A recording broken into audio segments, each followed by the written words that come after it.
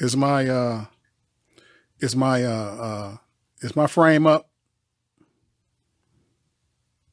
Is my frame up? My frame, DJ Big Trav Show, phone number is live. Yes. Anybody on yet? No, right, isn't me. Can you hear me? Is it in stereo? Turn it up. Testing. Can you hear me? Okay. All right, let me do some tests. Hold on. Make sure everything. You can hear me? You can hear me nice and loud? Yes.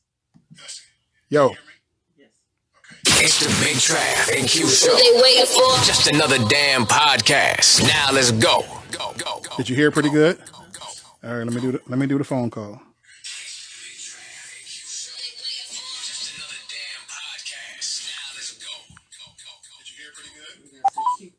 You got some people?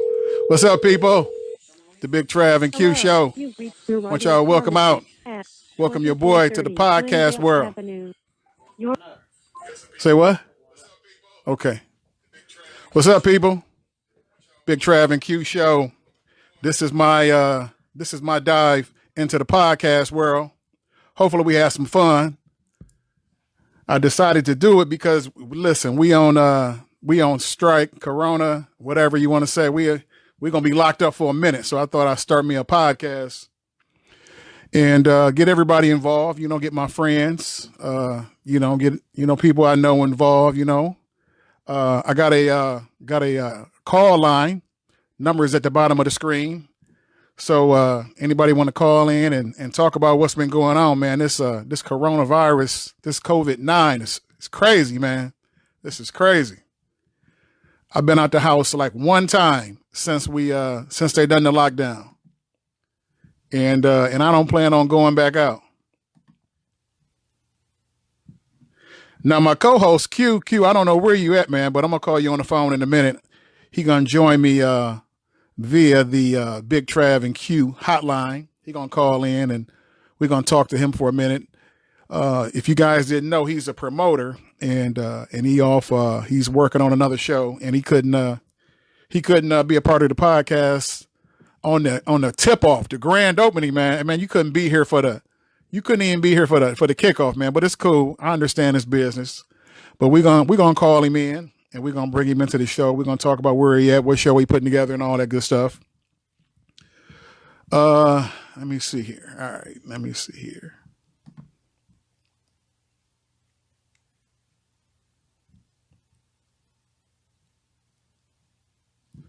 I tell you what, you know what? Let's get started with an interview. Let's get started with a call. The number is at the bottom of the screen. I'm looking for my first guest. Somebody call into the show and we can get into what's been going on, what you've been doing to survive during this lockdown, people running out the house. I wonder if they really will arrest somebody for coming out, if they going somewhere they ain't supposed to go, what they going to do when they pull them over. What they gonna do? Ask them where they going. What's the phone number? What's going on with that, man? I wonder how that works. If anybody know how that works, give me a call. Number at the bottom of the screen, 419-810-2242.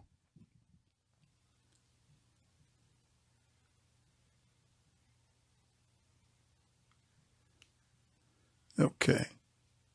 I'm trying to get to my home screen right here. Let's see here.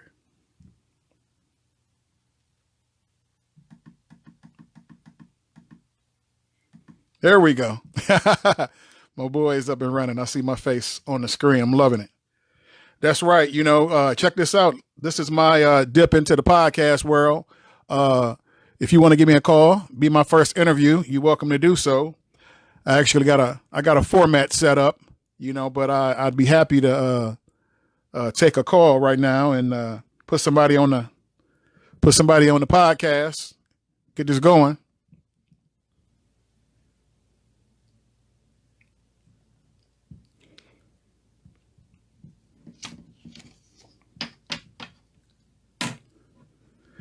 Okay, since we're not getting a call, you know what? I'm gonna go ahead and jump into my little format here. What we're gonna start with is several celebrities. They have acquired the coronavirus, and they had a lot to say. They had a lot to talk about, and I got some of the people I think I got Slim Thug talking about his ordeal. I got Idris Elba talking about his ordeal. I believe I got Scarface talking about his ordeal, and then LL Cool J, he got something that he want to tell the lady. So let's see. Let's get into what they said. I tell you what. Let's start out with Idris Elba.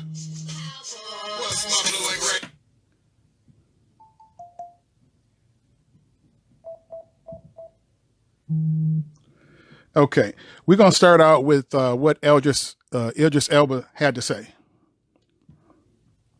That they were tested positive. I quarantined myself and got a test immediately, and got the results back today. Look, this is serious. Now's the time to really think about social distancing, washing your hands. Beyond that, there are people out there who aren't showing symptoms, and that can easily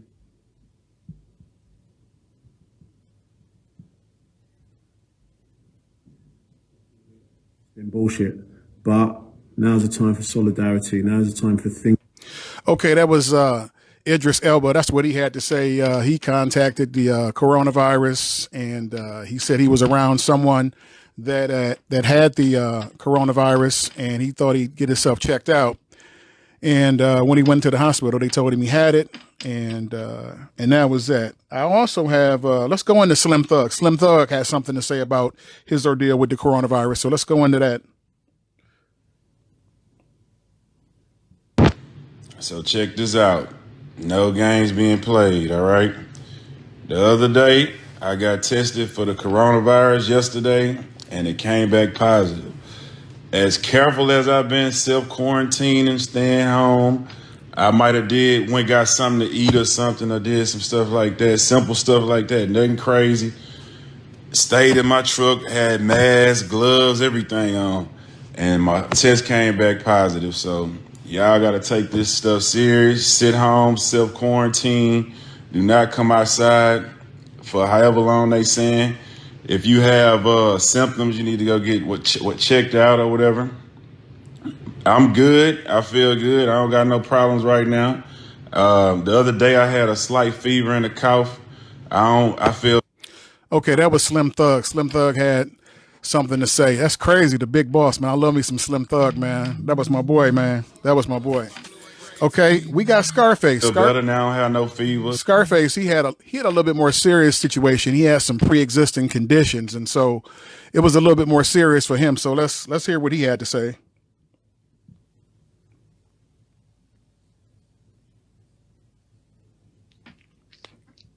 Like this whole 3 weeks has been an ordeal, Will, and like it's the craziest shit I've ever done and seen in my life. Like I've been to the point where I just felt like I was gonna die, bro. Mm-hmm. I threw up so much until it was just like hot.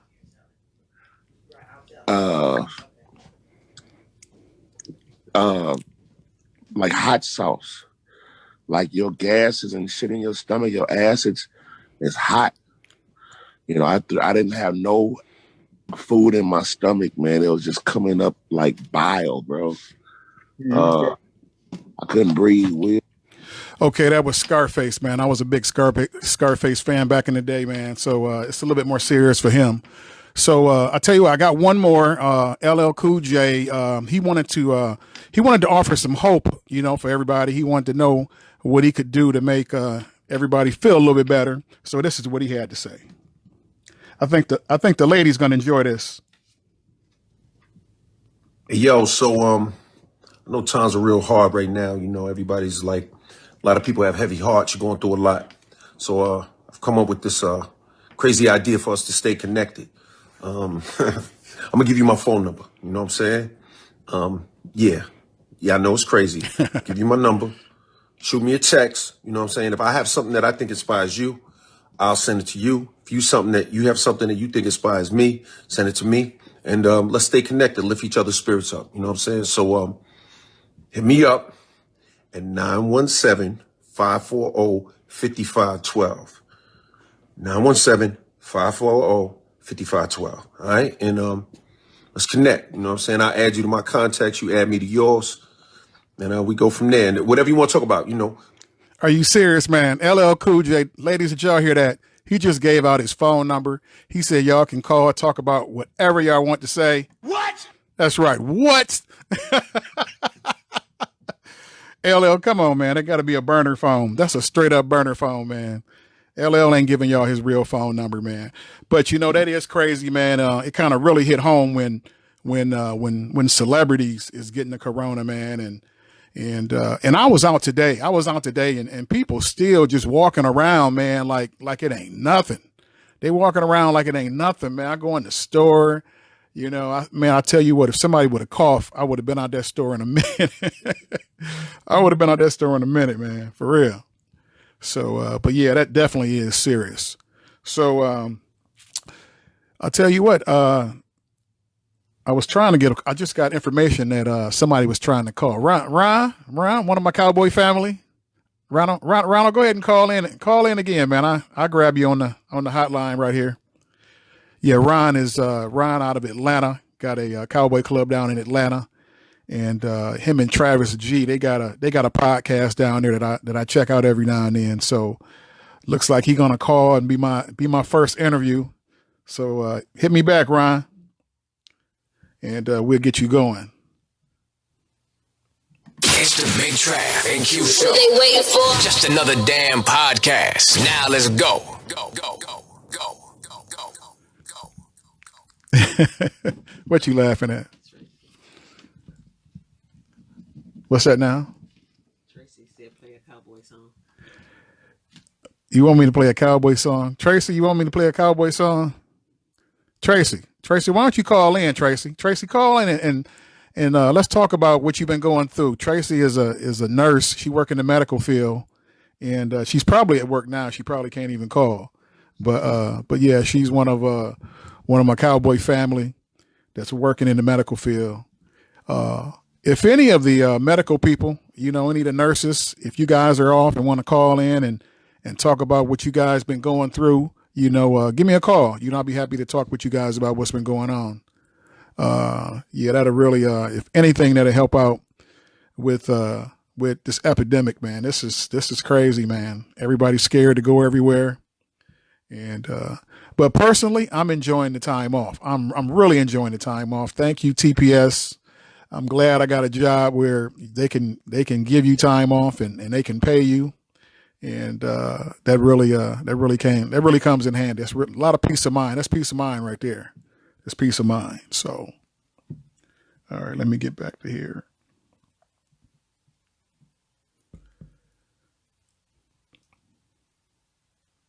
You know what? Let me see if I can get Q on the phone. Let me see if Q is ready to go. Let me see if I can get my co-host on the phone.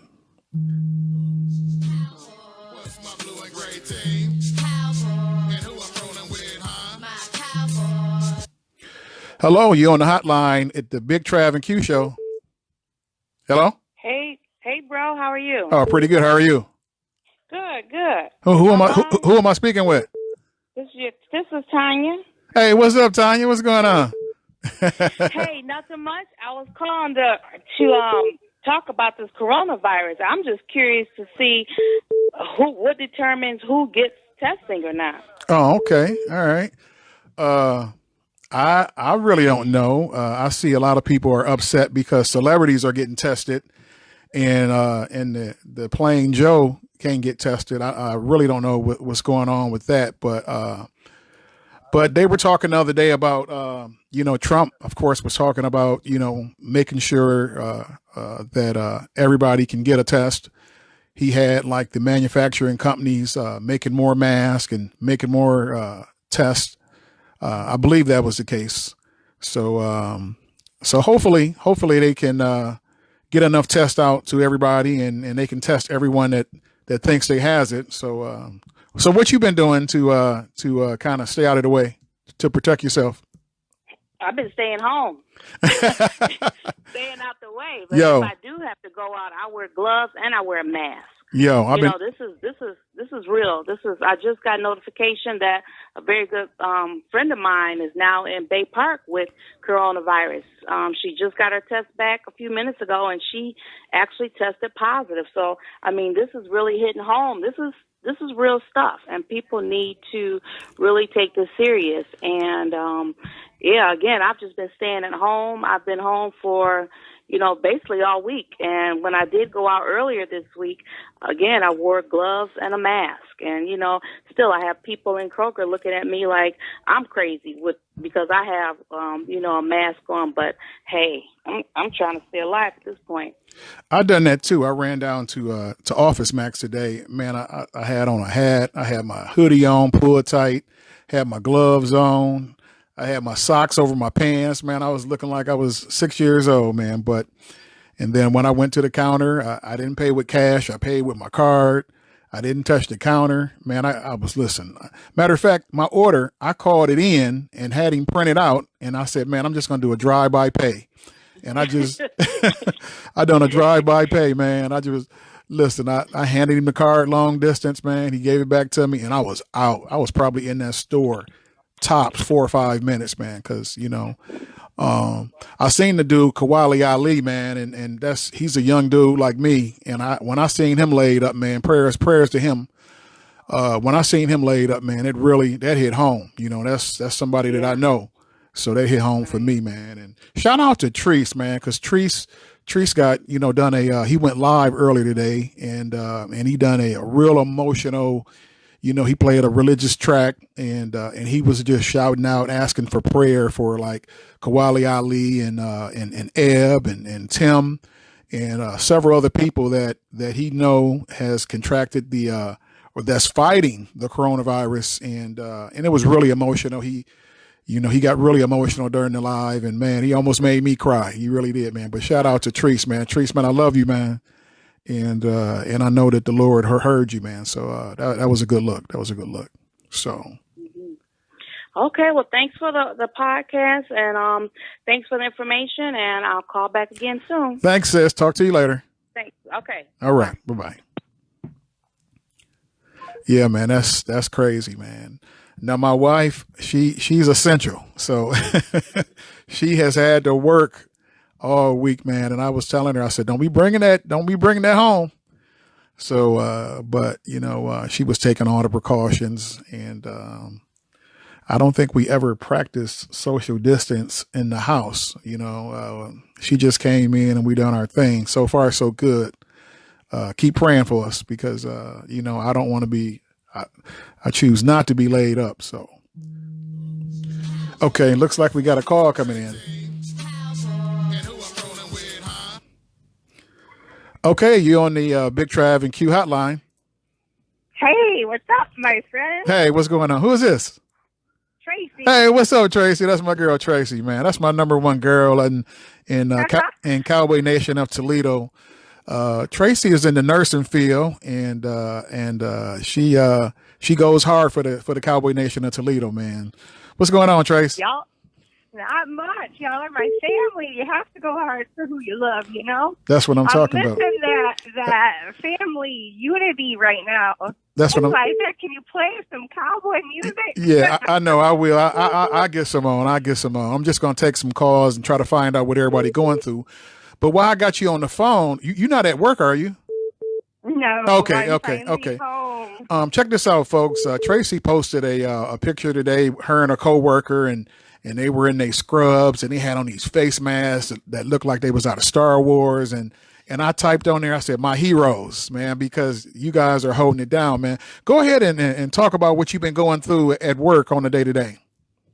Well, we aren't in a hospital. We're actually in a dialysis center. And dialysis people already have like a very, very, very huge compromised immune system. If they get it, it's probably pretty much over with for them. Okay.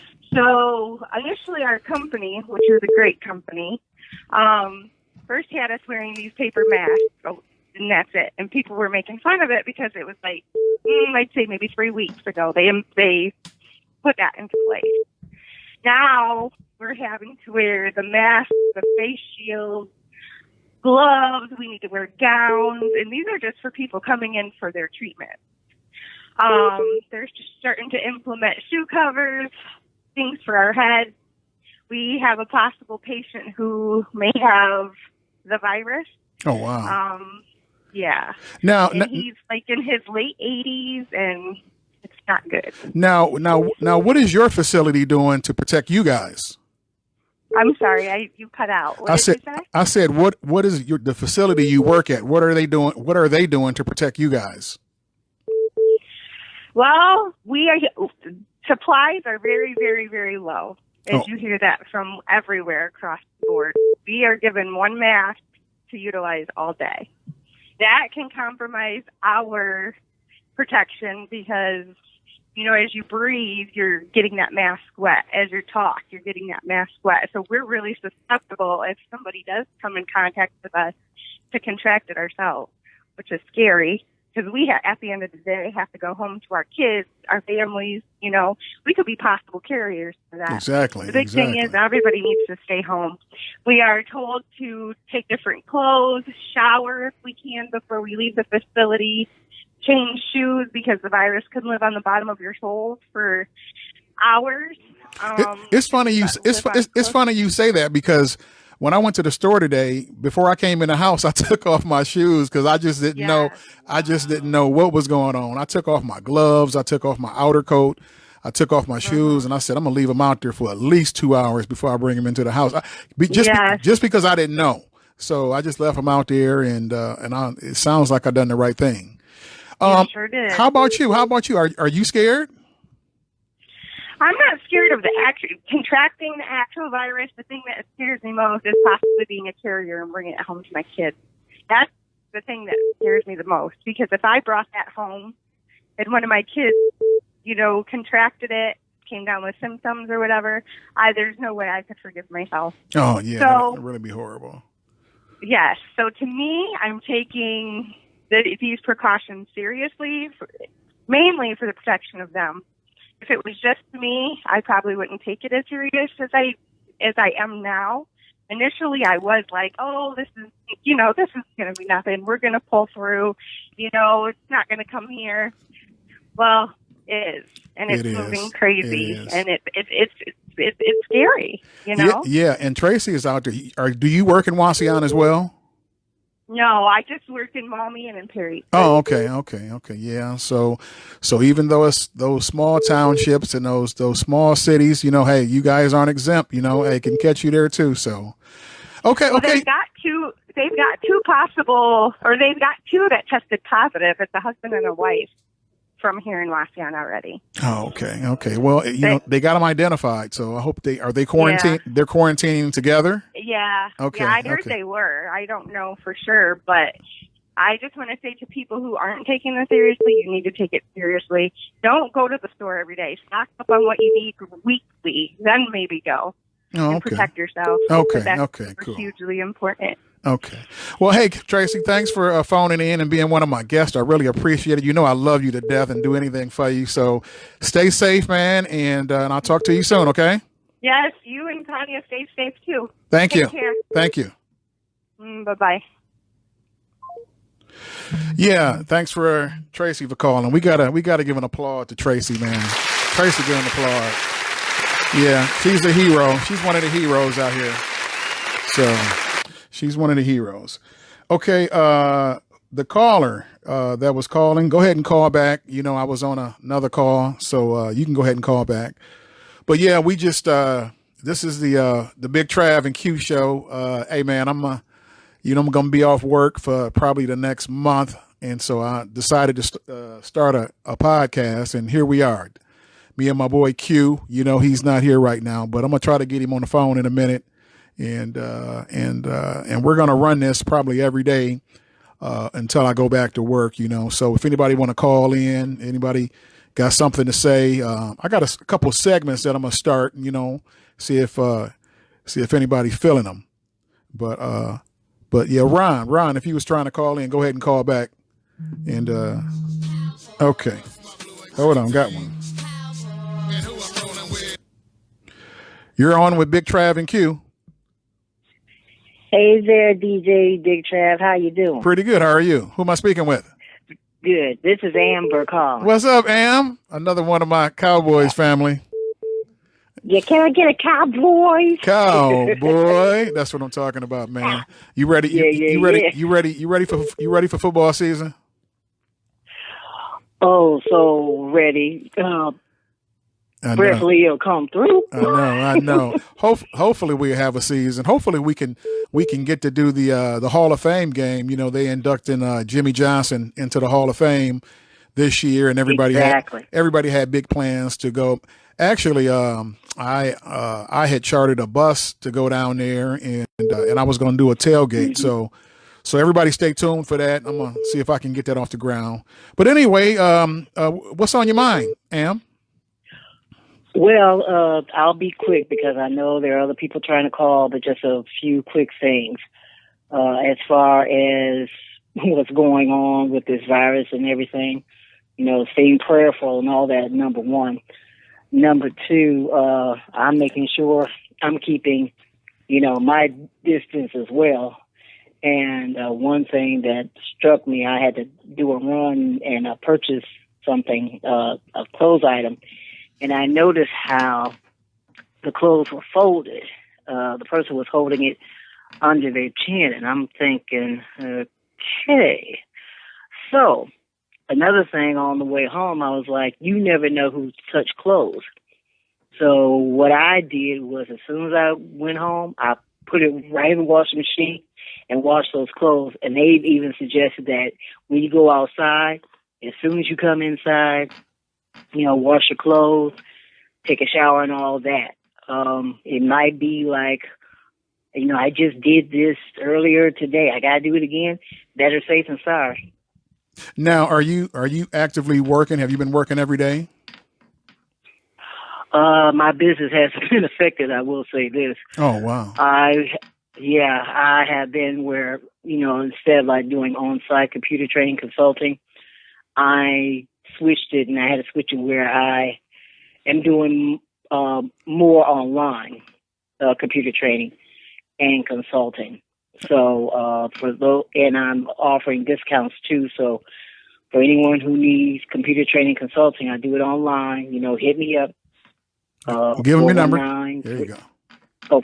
419 304 4564. That's the number to call. And quickly and second, well, probably thirdly, I should say, I've been posting about the initiative the Toledo African American Chamber of Commerce is doing as far as free technical support for established business owners or those who are thinking about owning a business, which include help with internet domain name registration, referrals, and all of that. They can contact me at the same number. And I want to give a suggestion. It mentions something about this virus, and in case anything lands on surfaces, your surfaces can include like your computer equipment or your accessories like your thumb drives or your jump drives or your external hard drives and, you know, all of that. You need to have a cleaner specifically to clean electronics. So somebody can walk by your computer and cough on your computer and that's a wrap, huh? Yeah, it's a solid surface, so yeah. Oh, okay. Oh, wow. I heard a report. Right, I heard a report the other day that it can stay in the air for like a half an hour. So somebody can cough it in the air, and it's sitting there for 30 minutes, and you can walk right into it, kind of like a fart. You know, you can walk right. You can walk. That's scary. That's scary, man. It's very scary. It's too scary. I would say so myself. But you see, the thing is, if it's in the air, you know, and I'm probably using some terms some people might not be familiar with, but the molecules in the air, when they go in the air, they gotta land somewhere. Little particles you can't see. In other words, they're gonna land somewhere, and they're gonna land on different surfaces. So surfaces can be your desk, it could be your table, it could be your chair, it could be curtains, it could be blinds, Wow. It could be your clothes, it could be your printer, it could be your workstation, it could be your phone. Corona got too many options, man. I'm good, man. I'm good. Okay, good. Exactly. But people need specialized cleaners, because people need to understand, if you're trying to clean any of your devices with anything other than cleaners specialized for electronic cleaners, you're going to damage your laptops and desktops and all that. So, if anybody needs more information on that, they can reach out to me at the same number, 419-304-4564. I'm going to give it up to DJ Big Trav. I thank you, my brother, and I appreciate you. Thank you. I appreciate you. Thanks you for, you guys heard that. You heard the number, Amber, hit Amber up at the number. She can take care of all your computer needs. Hey, Amber, thanks for calling. I appreciate you and I love you, and go Cowboys. Yeah, go Cowboys. Love you too, Sonya. Hey, go Cowboys, everybody. Talk to you later. All right, talk to you later. Good. Okay. Hey, yeah, that was another. You gotta love my Cowboys family. I love my Cowboys family, and I look out for them. They look out for me. You know what, man? We got a fan club here in Toledo. If you guys didn't know, we got a fan club here in Toledo, Cowboy Nation of Toledo Fan Club. And we've been doing it for like 5 years, and it's really like being in like a sorority or fraternity, man. People really love you. They really look out for you. If you need help out, they'll help you. Okay. Hey, I think I got Ron calling, from Atlanta on the hotline. Let me answer the call. Ron, Ron, is that you? That's me, Travis. Hey, what's going on? That's my man, Ron Scarlett out of Georgia. Let's give him applause. Where's my sound effects at? I got to give him an applause. That's my guy. That's my guy. There we go. Where's the applause at? There we go. How you doing, man? I'm doing sounding good, man. I'm good over there. I'm doing pretty good. Thank you, Ryan, man. I said, man, I'm gonna be off for 30 days, man. I jumped online and kind of figured out what it took, to put all this together. And once I looked at it, researched it, I said, wait a minute, I can do that. I was like, that's it. I was like, that's all I need. That's all that's going to cost. That's all you got to do. And then, of course, I seen you and Trav doing it. And I said, if they can do it, I can do it. But, of course, let me say this, Ron, I did use you guys' show as research. I watched several shows. When I was researching on doing this, I was checking you guys out. I was seeing what worked for you guys. I was seeing where I could maybe do some things different, so I won't mimic exactly what you guys are doing. And here I am, man. So you say it's looking good? It's looking okay? You look like you know what you're doing. I tell you that. Well, I'm a graphic artist. I'm a little computer savvy, and I got you. And I got you. I researched. I was on YouTube like every day, and I was just looking at several different podcasts. And you know what? Most of them really, they weren't professional. They was just some guys at a table in a room. And then they were using like they were just using their cell phone mic. And I was like, and then I came across this video where they was like, how to improve your sound quality. And that was just the golden ticket right there. So I got you. And so here I am, Ryan. So what's been going on with you? You should let me know. We could have got you on the same podcast media that we're on. We got 3 or 4 different colleagues that's on doing their own thing on the podcast now too. We have a Sunday show, a Monday show, and I think we have a Tuesday show as well. Oh wow. Okay, I'm willing to do whatever it takes. This is my first dip in it, and I'm gonna see how this go. So far, so good. Well, we've been in 3 years, 4 years now. Man, you guys doing it. Man. I see y'all. It's a love for the Cowboys, man. It's a love for the Cowboys. That's exactly. Also, Bernard Williams in Memphis, he got one too. I don't know if you're familiar with him. Yeah. He's a Cowboy fan. And he has a podcast. And of course, Tyson. Tyson got his little thing going. He's really professional and got his thing up and running. I really shout out to my man Tyson if you watching. If not, I tell you what, this podcast is gonna be on YouTube. It's gonna be on my YouTube page. If anybody missed it or you missed something, it's gonna be on my YouTube page at DJ Big Trav. I haven't created one for the show just yet. I wanna see how it go first. And then, hey, you're doing good. This is what I want to tell you, though. Go ahead. The key to this, to keep it going, and I'm not telling you something you probably already don't know. Do your homework. Okay. That's the key. You got to do your homework. Okay. So far, so good on that. Something. Yeah, somebody will call you out on something that you thought you knew or somebody told you. You got to get the information for yourself. Right. Yeah, you mean like if I cover a story, if I get a story about say Dak Prescott, make sure I know everything about it. I'll welcome that. I know I can't get everything right, so if I get something wrong, everybody listening, if I get something wrong, you're welcome to call in and be like, hey, wait a minute, that I'll be the first to admit that wasn't right, but I will do my due diligence on trying to find out, the facts before I report anything.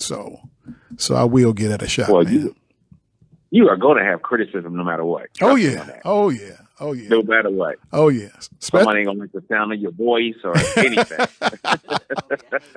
Well, yeah. You know what? I'll take that. If I decide to continue to keep doing it.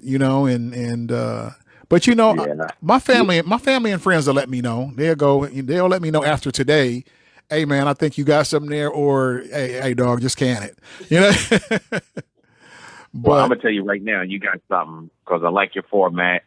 I like everything that's going on that you're doing so far. Everything looks real legit. It looks like you've been doing it for a while. Ron, thank you, man. Thank you, Ron. That was beautiful to hear. That was beautiful. Thank you, Ron. That is the truth, and I guess. I'm not going to say we're popular, but the reason why I think we've been on so long is because of my partner in crime, Travis, because Travis is the negativity part out of there. He's not going to pull no punches. He's going to say what's on his mind, and he don't care who challenges him or anything. Shout out to Travis, man. I'm going to drop a bomb for Travis. Yeah. Drop a bomb for Travis, man. Yeah, but Travis has three shows, as a matter of fact, on our network. Oh wow! He's doing one with Robert Drake as well. Then he has his own, and then he co-hosts with me on Minds. Right. And you guys do an awesome job. Hey, what about this Corona thing going on? What are you doing to stay safe? What am I doing to do what? What are you doing to stay safe? To stay safe. What are you doing? It's really nothing I can do. See, because I do home alarm systems, and the companies that I work for, which I'm not going to mention their name, they still have us going in people's houses and everything else because they say we first line of defense. Oh, I didn't know alarms was first line of defense, but I guess it's better to have a job than not to have one at all. But I've been with the company so long that I probably could be off 2 months and still be good. Oh, wow. But that's not for everybody else. You know what I mean? Okay. So I just going into other people's houses. You don't know what they have. They don't know what you have or anything. Exactly. I done been to a house that I rang the doorbell and she opened the door and said, "You're not coming in here." And I understood that. Wow. Yeah. Exactly. So what do you think? What do you think? It's a lot of people talking about that this is a hoax and they putting people up to it. I mean, what do you think about all that crazy talk? I don't think it's a hoax. I don't either. But I do think it's let me get it right. Politically employed. Okay. I will say that because all of the diseases that we ever had out here, some kind of way end up being man-made. Right. Like all of a sudden, people have been living forever. and then AIDS show up? Exactly. Exactly. You know what I'm saying? Exactly. How? Yeah, it just came out of nowhere. Right, just like it was SARS. I know you're old enough to remember when they had SARS that came out. Yeah, I remember. Only reason why it's so known now is because social media is so big that everybody's going to know everything. There used to be stuff that's going on that only the government knew that we never knew. I know social media has changed everything. Yes. Yeah, you yes. know, that's exactly the way. You can get we things had done. known. Right. Well, we had known that Idris Elba had the virus if it wasn't for social media. No, we wouldn't have known. We wouldn't have known. Exactly. We wouldn't have known. So it used to be that I used to think that this virus was like just a ploy or just put out there, but now that it's killing people and it is spreading from all the way to China to here like wildfire, Italy. They shutting things down. Everybody's shutting things down. But just like the United States, we're always the hard-headed ones. We can't get people to stay in for nothing in the world. Man. No. The latest reports got the United States leading the country in cases. So that's the latest report. So that's it's getting more frightening for me. So hey, you want to know how you can keep some people in the house? How's that? Except for first responders and medical. Tell the law officers that if they catch the person outside for no particular reason, they do not get this stimulus package. And I bet you keep everybody ass in the house. You talking about starting to fight now, Ryan? Exactly. Exactly. Oh, man. That's what you got to do. They're gonna be that's like, what you got to do. These people, right? man. Exactly, man. You know, so that's cool. That's cool. I was out there today. I had to go grocery shopping and fill up for the weekend in case Holocaust happened over the weekend. You never know. But make sure it just got enough to stay in the house for the weekend because I don't want to be out there getting infected. Exactly. Or infect nobody. You know what I mean? It's not a color disease. It's not a race or nationality disease. This is just a disease. Right. And people got to take it more serious. We talked about this on the show yesterday. You got to take this more serious than what you think. Yeah. And the person you had on earlier who said, like, watch your laptops and your computers and it's in the air.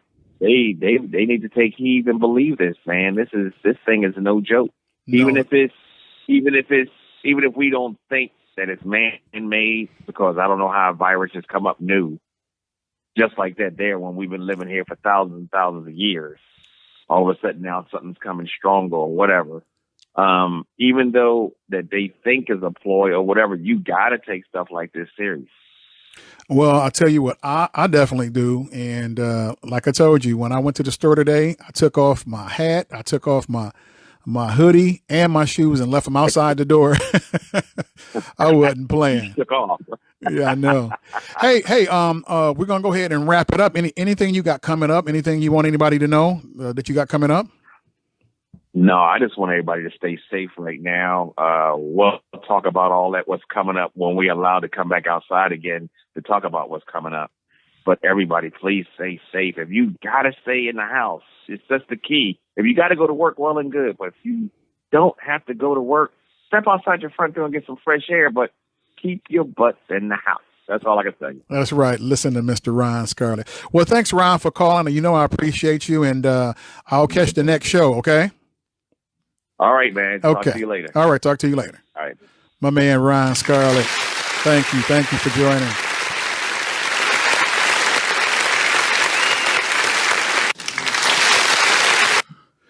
Okay. Yeah, man, this is really crazy. Hey, what's going on, everybody? You know, call in. I want to hear some positive stuff. Some positive people call in. I want some of the families to call in and talk about some of the creative stuff you guys been doing. I've been seeing some creative stuff on Facebook. I really have. I've been seeing creative stuff. So, call in and tell me about all the creative stuff you guys been doing.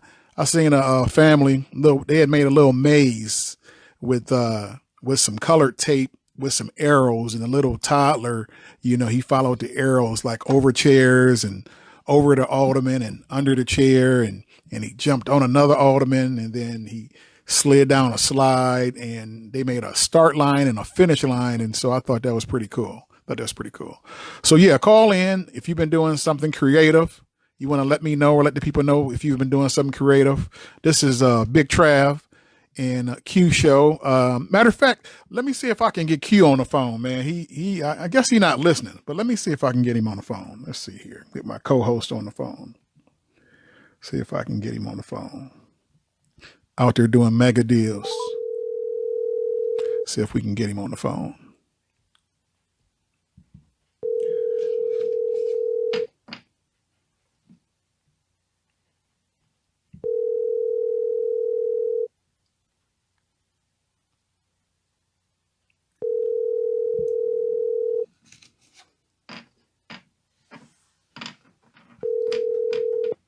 You have reached the voicemail box of... Okay. He not picking up his phone. He must be with his girl. But anyway, yeah, you know what? We gotta you know what? We're gonna do a segment on this show, and it's gonna be called the best thing that I heard today. The best thing that I heard today. And I got something for you guys. I got a parent that was ranting about his kids being home while we on lockdown. So let me play this. All right, let's see here. Let me pull it up right here. This was the best thing I heard today. Let's see here. All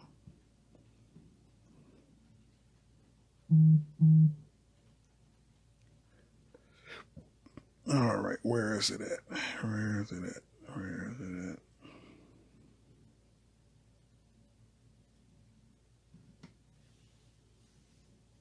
I don't see it. Where's the Grant family? I don't see it.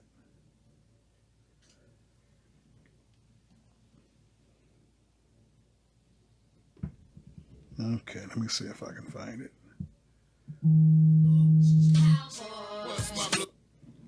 Yo, you on the Big Trav and Q hotline. Go ahead. Who am I speaking with?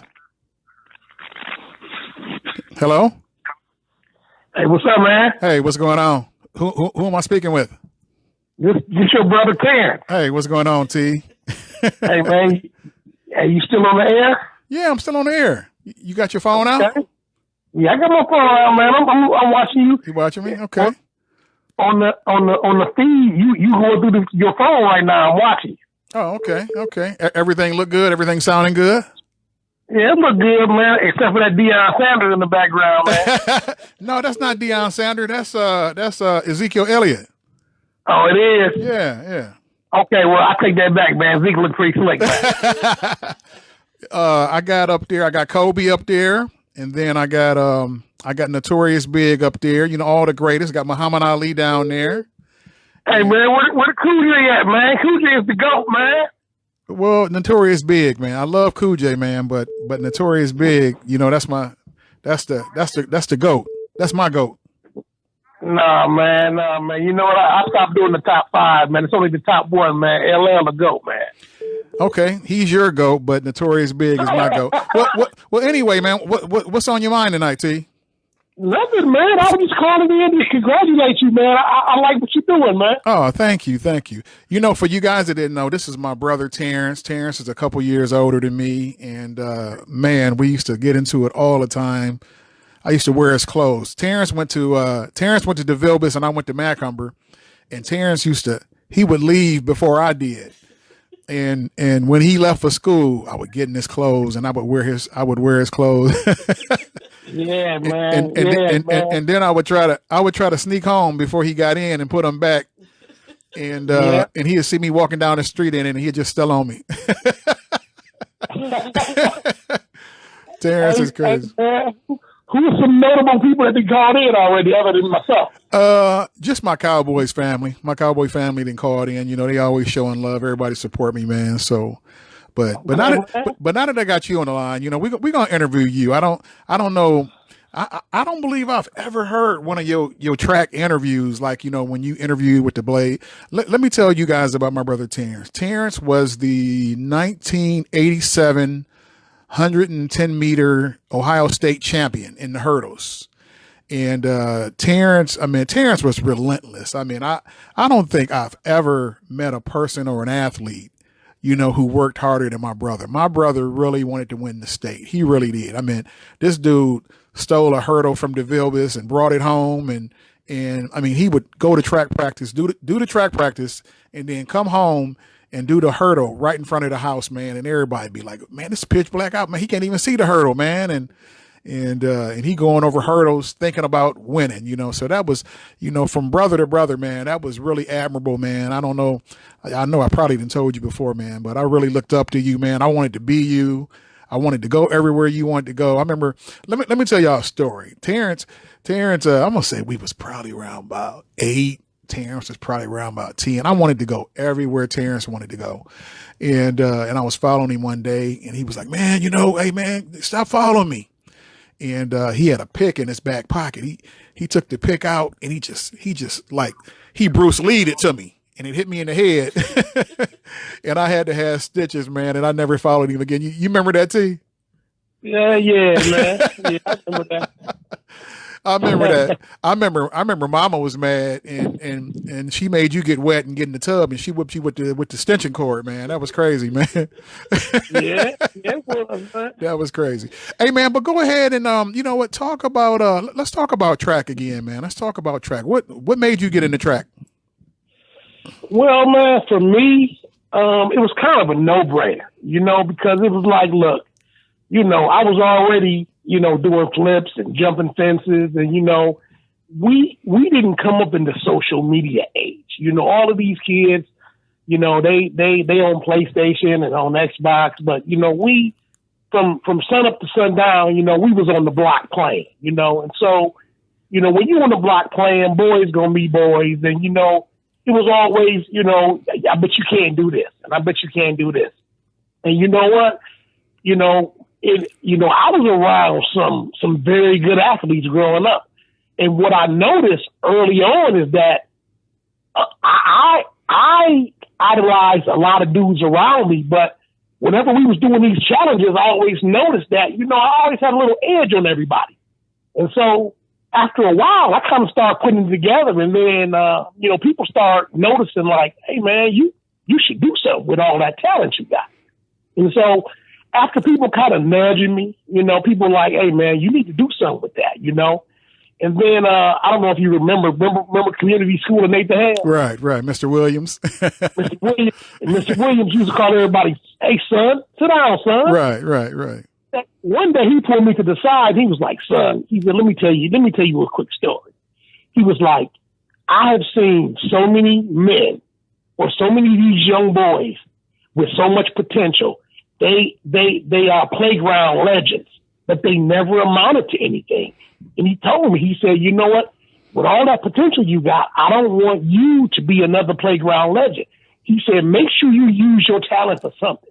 He said, your talent can get you to school and it can get you out of here. So that was the first person that really set me down and was like, look, man, you need to do something. So then, after that, the electric flash came and, Steve Easley and Derek Brown, they was doing flips and stuff. And, Parker started flipping and Parker showed me how to flip. So then once I started flipping, me, PA, Bruce, and, everybody in the neighborhood, that took off. So that kind of put my athleticism at another level. So then, growing up, we heard Dad telling stories about track all the time, good dude and all this. And, right. And then I think the thing that really woke me up was when I saw my sister. I saw Jonette run for Rogers, and we was down in Columbus, and I saw her win the state, and she became an All-American. Shout out to my sister Jonette. I know you watching. So, and when I saw Jonette do that, man, she instantly became like my role model. And we was going. I mean, she went to the. People don't know this, but Jonette went to the state like 4 years in a row. Oh yeah, I remember. So I was in Columbus every year watching my sister win the state in lane 4.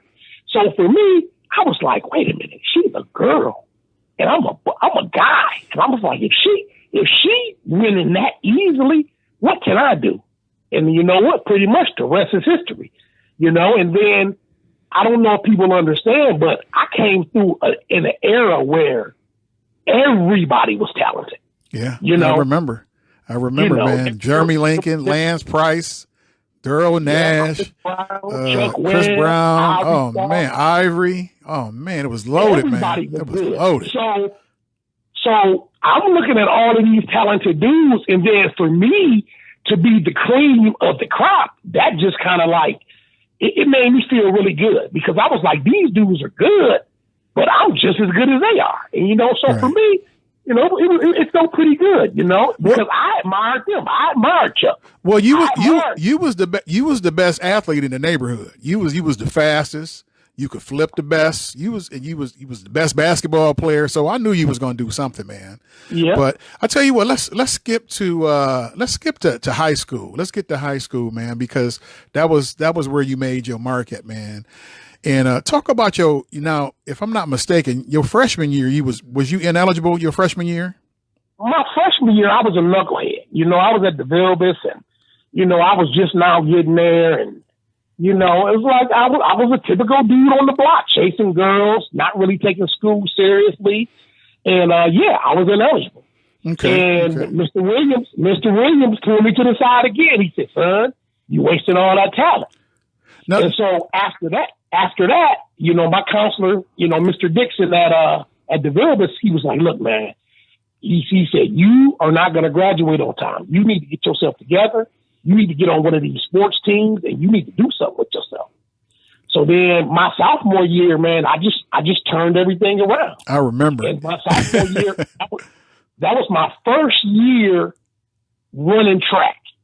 And Lance Price and Adolph Harris, they obliterated me in the city championships. I got like 5th place. I remember that first indoor track meet at Siena Heights. Me and Dad went with you, and I seen you lining up with these dudes with these big old muscles, and all these dudes with these big old cocky dudes. And I said, man, big white dude from Defiance, man. I said, you ain't gonna win. I said, you ain't going.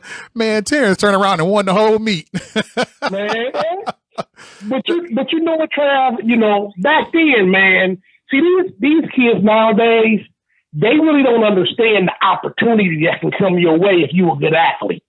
You know, and these kids, they really don't understand, you know, what kind of power they got. But I kind of understood it. And so after my sophomore year campaign and getting obliterated by Lance and Adolph, I remember they beat me in the hurdles, and I remember Jerry West came up to me, and he was like, man, you know, he was talking to me, and I told him, I said, man, this will never happen again.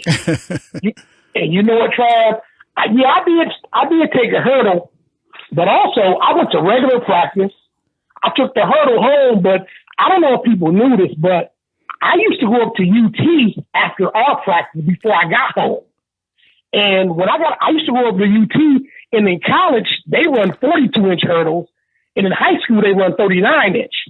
And the dudes at UT told me, they said, look, come practice with us, practice over the 42-inch hurdles, and then when you go to your track meets and they drop them down to 39, those are going to look like baby hurdles. You're going to kill everybody. Right. I remember the guy, was that Solomon, them that live down the street? Yep. Yeah, Solomon, I remember them. Yep. I remember them guys, yeah. And so they trained me over the 42-inch collegiate hurdles, and they gave me collegiate spikes, which were illegal in high school, but nobody ever noticed it. And so everybody else was running in quarter-inch spikes. I was running in half-inch collegiate Adidas spikes. So I was getting better grip. I was being trained over higher hurdles. So when they dropped the hurdles down to 39 inches and I was running in those half-inch spikes, I was beasting everybody, man. Wow. And I know that was awesome, man. That was cool, man, to see my brother in the paper, you know, winning all of the races. You was the talk of the town during track season. Okay, let's get into the state champion season, man. Let's talk about that, man. What was coming into the state championship season? What was your focus, man? Where was your mind at? Where's your mind at? You know what? I'm gonna tell you a quick story. Go ahead. I remember my sophomore campaign was really, really good. And so I knew Lance and Adolph was graduating, and I knew there was nobody else. I knew I had 2 years where there wasn't going to be nobody else. There were no notable, really dudes in the hurdles that I could see. And so I knew. I said, Terrence, you're going to own these 2 years. And I remember I told Dad, I said, Dad, next year, Lance and Adolph gone. I said, Dad, you was there too. I said, Dad, I'm going to win the state next year. Oh, yeah. I remember. This was at the end of my sophomore year. This was even before the summer. I said, Dad, next year I will be in Columbus, lane 4, and I said, I'm going to win the state. He laughed. Both of y'all laughed. And he was like, Terrence, he said, we're going to buy tickets. We all going to be at the state. And y'all laughed at well, and you know what, Well, not so much me. I knew you were going to at least win the city because I knew that Adolph and Lance was graduating. So, I was willing to. The city and the districts I knew was yours, but after that, I mean, I don't know. At the time, it was a big. It just seemed like a mountainous effort to win the state, man. You know what I'm saying? I mean, and then we heard about people like what's the guy? Quincy Adams. We heard about the guy like Quincy Adams and Chris Nellum. And Chris Nellums. We heard about Eric Snow. I think that was his name. But he was in Division 2. We didn't have to worry about him. But yeah, you heard about those big names, and so we was wondering if he was going to stack up with them guys. But go ahead. Well, here's what I learned. You know that we ran summer track. Right. Right. And so me and Chris and Jeremy, we all traveled around the United States during the summer when all of these local athletes, they would go home and start kicking it. And so we traveling around the U.S. and we meeting all of these guys. They're all state, they're all national, and so we, from talking to those guys, they was like, man, we compete year round. We play 3 sports and we run. And so, so since we got national exposure and we saw these dudes, we saw how they trained, we saw how they ate, we saw that these dudes were in tip-top shape all year round, and they didn't train for the city. They trained for the nationals year round. Right. So when we found that out, we shifted our thinking like, I don't care about the city championship no more. Anybody can win the city. So we started training to compete against national dudes like Chris Nellum, Quincy Watts, dudes that were every year they was at the national. So when we shifted our focus to the national level, anybody that was at the city, the districts, and the regionals, they were just a passing thought because we knew because of the people we competed with during the summer. If you lived in the city of Toledo, we didn't even think about you at all. You were like a kindergartner, and guess what? We showed it. We showed it. I really didn't start running 100% until I got to the regionals. Well, all of those races y'all saw me run, those races were run at probably 75%. No. I remember. Check this out, guys. I want to share a story. Terrence was just a comedian. I mean, he could beat the guys by so much. He would just get out, get a lead about the halfway mark. He would just wave to everybody in the stands. It was absolutely hilarious, man. And because we knew. I'm gonna tell you a story, but I'm not gonna say no name. I remember this one dude. He asked me one day. He was like, Terrence, man, how do you get so good? I said, man, I practice. He said, man, why don't you come over to my school and practice and show me how to be good? I said, cool. So you know what? I lied to my coach and I went over to his school. And when I got there, he wasn't dressed. He was fully dressed in street clothes. And I got there, I'm like, dude, did you remember I was coming? Yeah, I knew he was coming. And I tell you what, when I got there, he wasn't ready. When I stood by his locker, I watched him change. He talked to girls the whole time. And so I was patient. And so he finally got dressed. And then when he got dressed, he set up a crowd. I'm like, dude, ain't you going to warm him up? He was like, nah, man, I just want you to show me some stuff. I said, dude, you need to understand, being a champion, it's a process. I can't just come over here and show you my technique.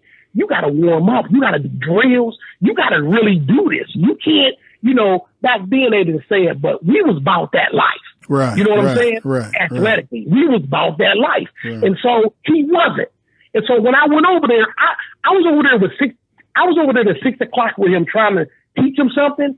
And all he cared about was the girls and how he looked. And he had nothing to do with running. He didn't want to. I don't even know why I wasted my time to go over there. And I should have said his name, but I'm not. No, I don't. but you know what? I'm not going but to you say know his what? name, But you know what? That's most of the kids today too. I mean, they real laid back. Nothing don't matter. And so that's a lot of kids' attitudes these days. But let's fast forward a little bit further. You know what I want to talk about? I want to talk about the state championship. Let me just go right to the top. Did you, when you seen the field, you remember the rap I done, remember that rap challenge I done, and in the rap, I said, as soon as I seen the field, I knew I was, I said, as soon as I seen the field, I know that I was the winner, basically. When you seen who was coming into the final, did you take a look at everybody and think that anybody could beat you? You know what, Trav, again, we competed on a national level year round. So, when I looked at all of those dudes, I would say did you know most of them? Did you know most of them? I knew most of them. Okay. Because you know what? During summer track, Patino, he had us at Bowser at the time, and then we would go to Dayton, and we would go to Trotwood, and we would go to Cincinnati. So a lot of them dudes I kind of knew already. I was familiar with them, and they were familiar with me. Ooh, Terrence, I got a question for you. Ooh, Terrence, I got a good question for you. If Chris Nellums would have jumped in the 110s, would you have been scared? You wouldn't have been scared. You wouldn't have. The eventual 110 state record holder, if he would have jumped in your heat, jumped in the 110s, you wouldn't have been scared. Trav, do you know every hurdle race? Remember, I wasn't just the outdoor state champion. I was a 2-time indoor state champion at 55 and 60 meters. Do you know who used to sit and watch my races and hold my block? Chris Nellums. Oh, okay. Chris Nellums used to hold my block. He was the reason. I was the reason why he decided to jump in the hurdle. Because one day I told him, I said, you run the 400. But I said, if you came over in this lane, you couldn't do nothing with me. And it must have been some off. It must have been some off. Quick, shout out to Dayton. I got Cowboys family in Dayton. What's up, Eric Garrett and Yvette McKinney? What's up, people? I want to shout out my Cowboys family over there. Okay, going to the state. Okay, you line up for the finals. Did you know or think you would win, or you had to run it out? You know what? I'm gonna tell you another quick story. I'm gonna tell you. You know what? I'll give you some insider information that very few people know. Do you know? Now this is gonna really surprise you, but only the BGA knew about this. Hold on. You can't say the BGA and not tell everybody what the BGA is. Go ahead. The BGA was a high school fraternity that Keeby Nash and Chris Brown and Ivory Starr started, and BGAA meant Banging Good Ass Association. I knew that. We came up with this little code that once we put it on shirts, girls would ask us what it was, and we told them, like, look, you know what? Unless you're willing to go all the way, we're not going to tell you what the BGA was. You would be amazing. Yo, boys, wow. How that worked. But anyway, check this out. When we got down to the state, our coaches, we got a room way out in the building, and so everybody was partying in the city in Columbus by Ohio State. They brought us into the city because we was way out. Do you know our coaches? They went out kicking it, and they left us in the city. So, and I'm not gonna say no names, but I was in the girls' room. Chris was in the girls' room. We didn't listen to this. We were out night partying all night. We didn't get back to our hotel until 7 a.m. the day of the state finals. So the day of the finals, we didn't get no sleep. Our coach, he picked us up in town at different hotels of girls' rooms we were in. They took us back to the hotel. We we jumped in our track clothes and got on the bus, and we came back to the stadium. We were up all night, and we still won the state. Okay. I was at the state finals. You know that you got in the blocks. You know, you came out. I think you led the whole race, didn't you? You led the whole race, didn't you? I led the whole race. Yeah. You know, I didn't. When the blocks went off for me, it was over. It was over, man. You won. You was very emotional. But you know what, Trav? I had visualized that race for a year. I had visualized it. I had already won the race before when you and Dad laughed at me, I visualized that race so much. I visualized myself coming out the block, all of my phases, and coming across the line and throwing my hand up. I visualized all of that. I got a question. And were there any meets in Columbus at that stadium before the state meet? Had you ever ran on that track before? Well, no, I never ran on it, but I saw Jonette run on it. I was in that stadium every year. So really, when I got there for myself, it was like, shit, these dudes, I used to tell dudes, which one of y'all gonna get second place? You know what I'm saying? And they used to look at me like, what you talking about, dude? That boy crazy. That boy crazy. But Trav, you know what, man? You know, right now my ego is on 10 because we back there. But you know what, Trav, those were some great moments. And, you know, that's probably why, you know, all of my sons are such great athletes now. And I would have never thought I would have put out a Marine. But when Tyson went to Marine boot camp, he was so in shape that everybody in camp, I mean, he was the fastest dude at Marine boot camp. And you know what? He thanked me and he was like, Dad, because of you, I got through all of this. And you know what? All of those lessons I learned running track, I passed them on to my kids. But Trav, I tell you, that was just a special moment. It was a special time. And then, honestly, I didn't know that. I knew that I was going to win the state, but I didn't know that Toledo was going to show up and show out. Yeah, pretty much. They did. I think Toledo dominated the state championships in 87. I mean, everybody won. Rogers won. I remember. Miller, that was our day. That was our day. I remember. That was our day. That was our day. So, you know, and for me, I was the first one to win because the 110s are the first. That's the first sprint. Right. I think when it was befitting that I won first. You started the party off. I started the party because once I won, people saw like, shit, this shit is possible. Right. You know what I'm saying? And then who else won from Toledo? Who else won? Shit. Rogers 3,200 meter relay with and I know they're gonna get mad if I don't say their name, but all I remember is Tim Smith anchoring. Was Moody was Moody on there? Was Moody on there? I don't know. No. You know what? No. Moody was my age, so that was before. That was before his time. Let's see. I think Dawn Ison, she was from Rogers. She won like the 800. Yeah. I think the joiner from Scott won the 200. Chris Brown won the 200.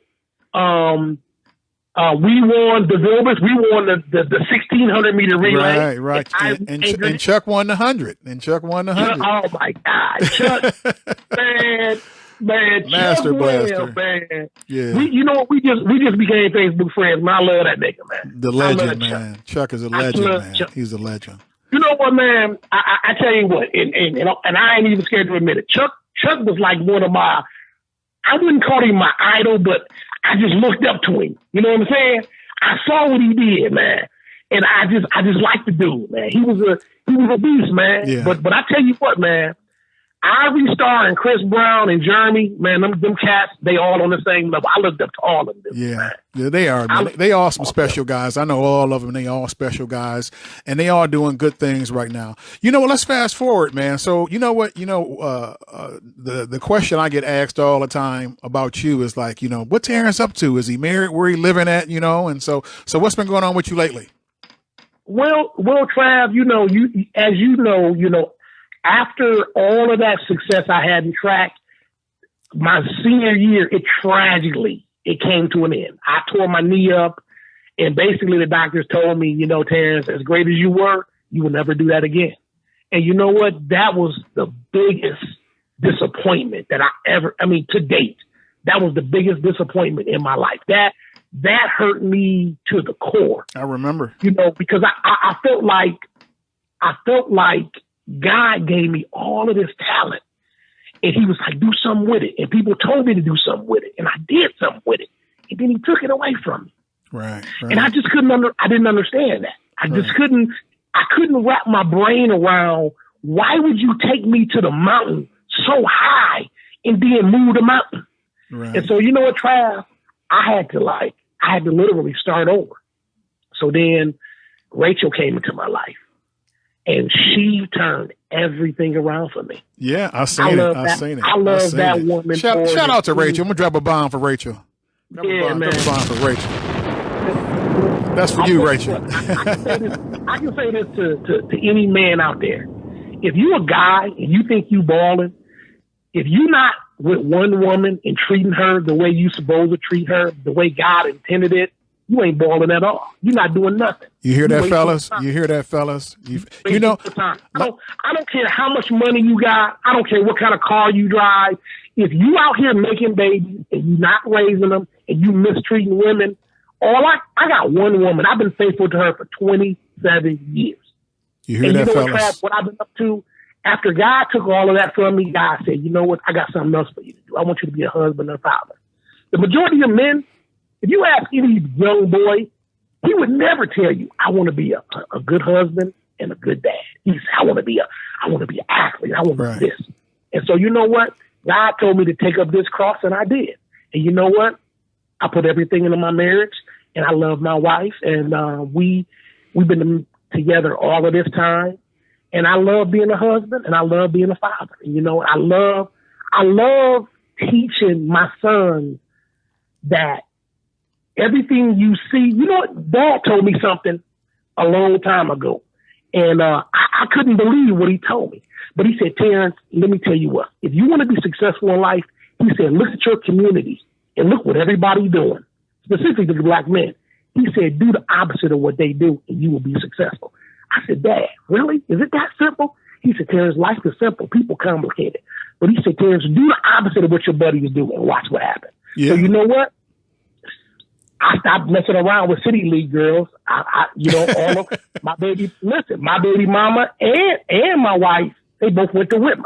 So I did the opposite. Everybody was playing football and basketball. Guess what? I ran track. Everybody else was smoking weed. I was like, well, I'm going to smoke cigars. Everybody else ball. I said, well, everybody going to be single. I said, well, I'm going to be married. Everybody running off leaving their kids. I said, well, I'm going to raise mine. You know what I'm saying? And so I started noticing cats didn't want to go to college, so I went to college. So it's like, once I started realizing, like, wow, don't follow the crowd, then that's where my success came. And you know what? Yeah, I'm not a millionaire. And yeah, I didn't come out to be what I thought I wanted to be, because all I wanted to be was a wealthy professional athlete. And that didn't happen for me. But you know what? Something amazing happened in the process, which was I became something that none of these black boys want to be, but they all need. I became a good man. I became a good husband. I became a good father. And you'll be amazed at how many people, men and boys, come up to me and ask me, you know, Terrence, how can I do what you do? And I told them, I said, you know what? It's something you got to want to do. I put as much passion into my marriage and to my kids. You said I was a beast in track. Well, I'm a beast of a husband. Right. You are, man. Hey, I tell you what, man, we're going to have to wrap this up, man. I got a couple other people calling, man. But hey, guys, that's my brother, my big brother, Terrence, man. You know, he's a legend, track and field legend here in Toledo at DeVilbiss High School. You know, it's TTA now. So let's give an applause for the legend, Terrence Grant. Conversation was going to go this far, but you know what, Trav? I'm happy for you. I'm happy for what you're doing. Thank you. Good luck, man. Congratulations. Thank you. Take care. It's the Big Trav and Q Show. They waiting for just another damn podcast. Now let's go. Go. That's what I'm talking about. What's up, y'all? It's the Big Trav and Q Show. This is my dip into the podcast game. You know, I'm gonna give it a try. I said I'm gonna be off for a month anyway, so I said let me see what it takes to make this happen, and it's happening right now. So I'm really blessed. I'm proud. I'm up and running.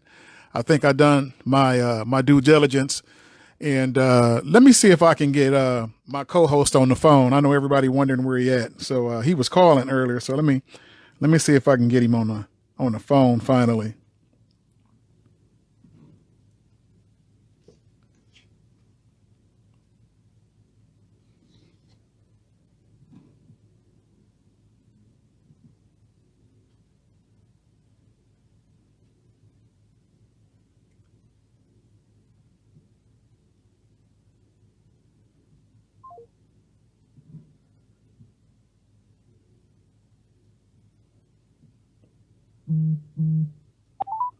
There we go.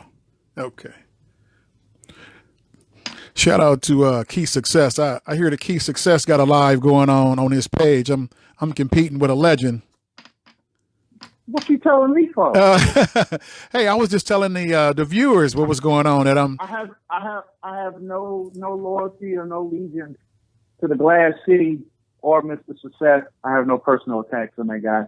I'm just saying. Yeah, okay, that's what I'm talking about. Ladies and gentlemen, that's my co-host. That's my co-host right there. Let's give it up for the great Q. The best that ever did it. That's right. That's right. I'm doing good, man. You know, I think I done my due diligence. You been watching on Facebook? You watching it right now?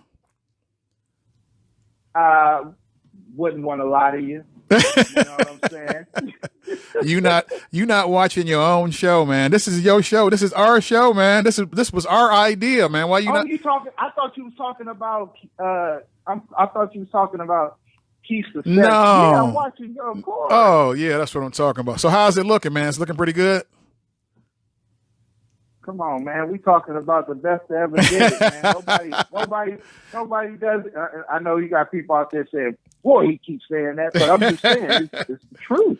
I'm just speaking truth. Hey, listen, guys, this is my man right here, man. This is my best friend, my manager, you know, my father, man. I mean, this dude just gets it done for me. You know, anybody that wondered, you know, how I got all those celebrity gigs and this was the guy that done it for me. This guy is well connected. He's a big time promoter out of Detroit, out of the Detroit area, out of the Cleveland area. And I love him to death, man. I mean, we hooked up via Tony Tuggle and Rodney. Rodney is a street team guy up in Detroit, and he's also Ice Cube's road manager. And we all got a good relationship, man. And I remember, you know, back in the beginning when we used to travel, you know, me, Tony, and Rodney and Darnell or Q, we used to go to shows with Rodney. I remember we went to Cleveland for the Ice Cube show, man, and me and you just battled out. We battled it out the whole way. We debated the whole way. He was talking about all these has-been artists. He was asking me, he knew I was a DJ, so he was asking me, do you play this? Do you play that? And he was asking me, do I play these artists that I never play? Like, he would be like, do you play Patti LaBelle? And I'll be like, no, I don't play Patti LaBelle. I said, I don't really get events where I can play Patti LaBelle. And he just kept bringing up artists, which you play this, which you play that. And he was just outraged at the stuff that I wouldn't play, man. So go ahead and talk about that. You remember that day? Do I? It's like this. It's like right there in my mind. Well, I mean, just to give some context to what we're talking about here. We're just talking about eras. You know, we was talking about, you know, in the 70s, how certain music was really prevalent at that time period. You know, you're talking about Chic, you know, those type of good groove type records. And we're talking about how some of them are still relevant today. Would you at least give me that a little bit? Oh yeah, definitely. You have proven me wrong on several occasions, and as of recently, when you booked Carl Carlton for the Howard Hewitt concert at the Maumee Indoor Theater, oh man, I didn't think Carl Carlton, Bad Mama Jamma, I didn't think he would do good, man. But once he got there, everything changed for me, man. I was DJing and I looked behind me and I said, no, but Trav, yo, explain to the viewers, when I was giving off names to you and I said, and I brought his name up to you, do you remember what initially popped into your brain? I was like, man. Keep it clean, though. Keep it clean. Yeah, I was like, man. I was like, don't nobody want basically. I said, man, don't nobody give a F about Carl Carlton, man. I was like, I was just being selfish. I was just, I wanted people that I grew up with. I wanted a younger act. I wanted somebody that I could enjoy. So I was being a little bit selfish. But I got to admit, once he got there and every time I looked around, he was right behind me, I would just be like, man, that's the dude. My mama loved the song Bad Mama Jamma. My mama loved that. And I play it all of the time. That's probably the most played, old school song at my parties. When I do like a 50 plus, 60 plus party, I mean, that's the song to get the party started. And I would look back and just be like, man, Bad Mama Jamma dude is behind me, and he came in there. Remember, he was laid out, man. He had on a fox coat or a mink coat, man. It was dragging on the ground, man. I mean, he showed up, clean. I mean, that boy was clean, man. But you know what? It worked out when he hit that stage. That crowd turned up, man, and I was like, wow. So you proved me wrong on there, man. So you get mad points for that. It's about giving the legends, their flowers, man. While they're here, man, right? And giving the consumers and customers, an opportunity to see these legends that we've grown up and idolized.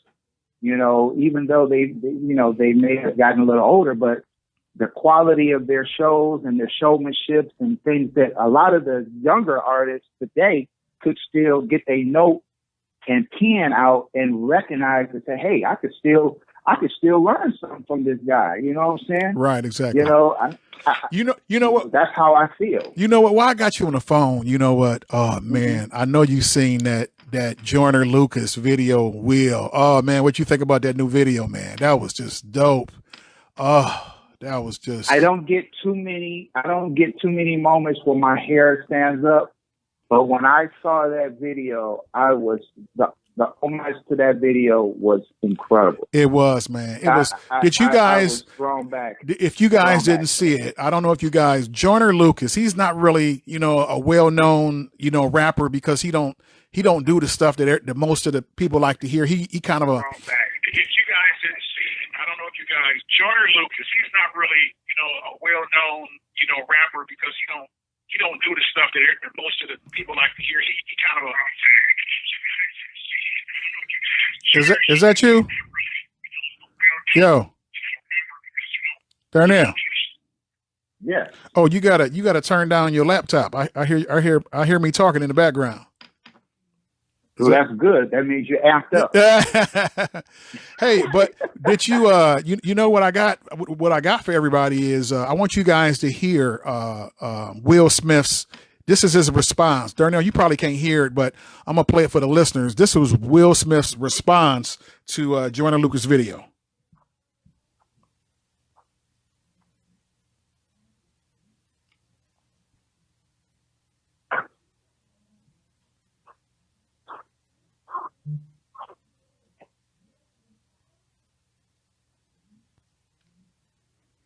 You know what? It won't play while I got you on the phone, but I'll play it, when we get off of here. It won't play. You know what? I should have transferred it to my my laptop, and then I probably could have played it from there. But anyway, Will Smith, man, he was really, he was like, that was dope, man. And he was like, basically, he said he was just humbled. And he said, as soon as we get up out of this quarantine, he said, he's going to be the first person that he go visit and chop it up with, man. So shout out to my man Joyner Lucas on that. That was a good look, man. Trav, let me tell the listening audience and stuff about you, man. Okay. And I know you're a humble guy, man. But go ahead. Our first interaction, you kind of alluded to it, but it's like, when we used to have our folks interactions and we used to talk, and you have your fillers where filling each other out and everybody communicating here and there. But, you know, the one thing I want to emphasize is that you know your music. You know your music. I would never take that away from you. You know what I'm saying? But the way that you work and the way that you come up and how you put things together, I haven't met too many people that can actually put stuff together on the fly and make it just look phenomenal. And I always remember, you know, when I called you and I was like, I said, hey, brother, I know you, because you thought I was playing with you. And I was like, I said, we're going to work together. Remember that? Right, like, right. We're going to work together one day. Right. I remember you said that. He did. He told me. Everybody, he told me, you know, after we had that long ride, well, we had took a couple trips and me and him talked and battled. And, you know, he told me he thought I was a good dude. He said, man, if I ever get a chance to put you on, I'm going to put you on. So I do remember that. And so I called you and I said, hey, you know, I'm working out some stuff with Live Nation. And I said, do you want to come to Columbus? And I'm thinking that you're going to have a long drive. You know, I'm so used to how people give me the what, when, why, the hope. And he was like, yeah, man, when and where? What do we need to do? And I was like, blown back with that. And I was like, okay, I like that. And he was like, yeah, what is it? And I remember I kept calling you back because I remember because I know how Live Nation is. They, you know, how they act and stuff like that. And I called you and you was like, brother, I'm on my way down there. I was like, cool. And not only did you get down there, Trav, you went down there and you put together a set that was so amazed that they was like raving. Remember? And the lady from Live Nation, she comes over to me. She was like, oh, I love him. Can we have him in Cleveland? And I was like, I said, hey, there's a possibility. That's what's up. But, and you went and I remember looking up on stage and I was like, this guy is rocking Cleveland at the Mike Epps show back to back. And that's how it was born between you and I. We've been doing this ever since, man. I mean, we've been doing history. So what stands out the most creative moment that we've ever had together, in your opinion, of all the shows that we've ever done? Listen, what's the highlight moment for Trav? My favorite, it gotta be the Spice One gig because we was center stage. I mean, it was so big. It was Ice Cube's tour. You know, we had hung out with Ice Cube before, but I was on this show. Like we had been backstage. Oh, you remember what you mean when you blew his son off? You know, somebody want to take a picture with him?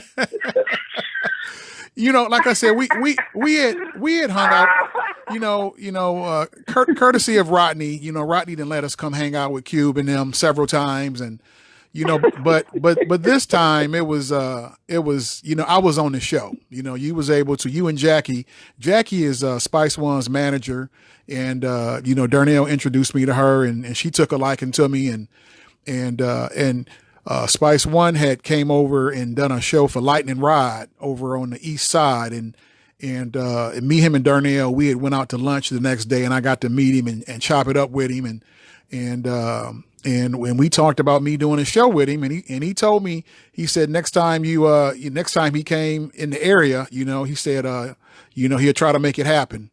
And next time he came, Darnell was like, hey, can my boy come through? And Darnell made it happen, man. Thank you, man. Q. I keep calling him Darnell, and y'all know him as Q, as you know, in the title of the show, man. But so if y'all hear me say, it's all right, man. Okay, there's nothing wrong with throwing government out there. Exactly. You know, Travis Grant. You know, that's just how we do, man. We just get out like that. So, I want to say that was a good moment, but I love the Jodeci show and the whole Masonic Temple thing because of how that all came together, man. Yeah. Shout out to Tony Tubbs, by the way, you know what I'm saying, who was the brand guru doing his thing. That's right. Shout out. That was different in its own realm because, first of all, the energy was just, can you remember? Well, can you tap into that moment? Yeah. How Okay. First of all, you know, I get the gig. You know, I'm a big Jodeci fan. I'm a big H-Town fan, so I'm looking forward to hearing them. we go to the sound check, and I chop it up with Jodeci them. H-Town hadn't got there yet. I chopped it up with Jodeci them with Casey and JoJo, and that was cool, man. And and when you do stuff like this for the first time, for me, I always, I don't come off like no groupie or nothing like that, no big fans. I try to play it like, I do this all of the time, so I played it cool. We done the sound check, everything was good. But the surprise was when the show about to start. Delicious. Y'all know Delicious from Love and Hip Hop, from the reality show. Delicious runs up to the stage to my table at the last minute and was like, I'm hosting the show. She said they hit me at the last minute and asked me could I host. And that was a big surprise when Delicious came to the table and she put her stuff under my table. So that was a big surprise. And then she was hosting the show. And so I got to play the music before the concert. I got to play the music in between the sets. And she was coming back every time. Like she would go back out on the stage and be like, she said, ain't DJ Trav just blowing it up? And that was, oh man, that was a pretty big moment, man, because I was just on fire that night. I was just playing all of the fire tracks that I like. I was just playing stuff that I like, man. And I and for the most part, that is my age group. So I was just playing, what I loved back when Jodeci and H-Town was hot, and everybody was feeling it. All my friends that was there from Toledo was texting me. You remember how excited you was with the set? You was like, dog, this set is going to be amazing. Oh, and yeah. You was like, because, certain DJs, no disrespect to some of them, but they get, when they go there, it's like a job to them. But you was like really, really like energized. And, I remember he was just radiant. It was a burst of energy. And I remember the picture that myself and you and Tom, I know. I love it. We all took. That picture is phenomenal. You know what I'm saying? And it's crazy, man. I just remember feeding off the energy and watching you right on the side and seeing you being displayed and how you was just rocking it. You was like a one-man band. You was like the Terminator X of Glass City. You know what? Night, that was my zone night. That was my zone night, man. It was like one of those nights that it didn't matter what I played, man. Whatever came to me, it was the right choice. And everybody, I think the crowd was turned up. They was ready. And everybody was just turned up. Every song I played, that's all I heard was, oh. I mean, that was dope. Hey, but check this out. I was able to get the Will Smith reaction. I was able to get that transferred. Okay. So I'm gonna go ahead and play this for the listeners. This is Will Smith. This is Will Smith's reaction to Lucas Joyner's music song and music video.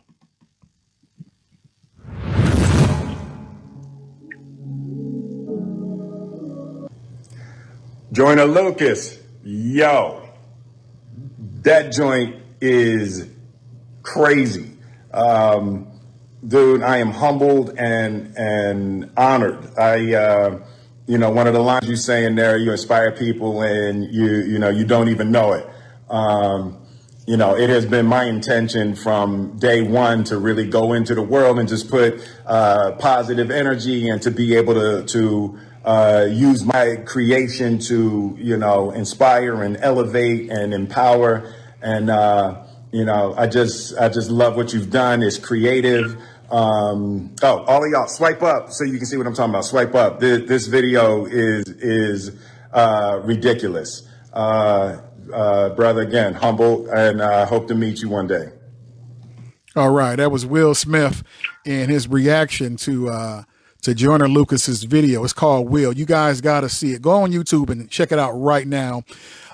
He basically talking about, it's a tribute to Will Smith, all his movies. He talk about how he looked up to Will Smith. It's really dope. His wordplay is just dope. Man, it was really something to see, man. And I seen you post it on Instagram.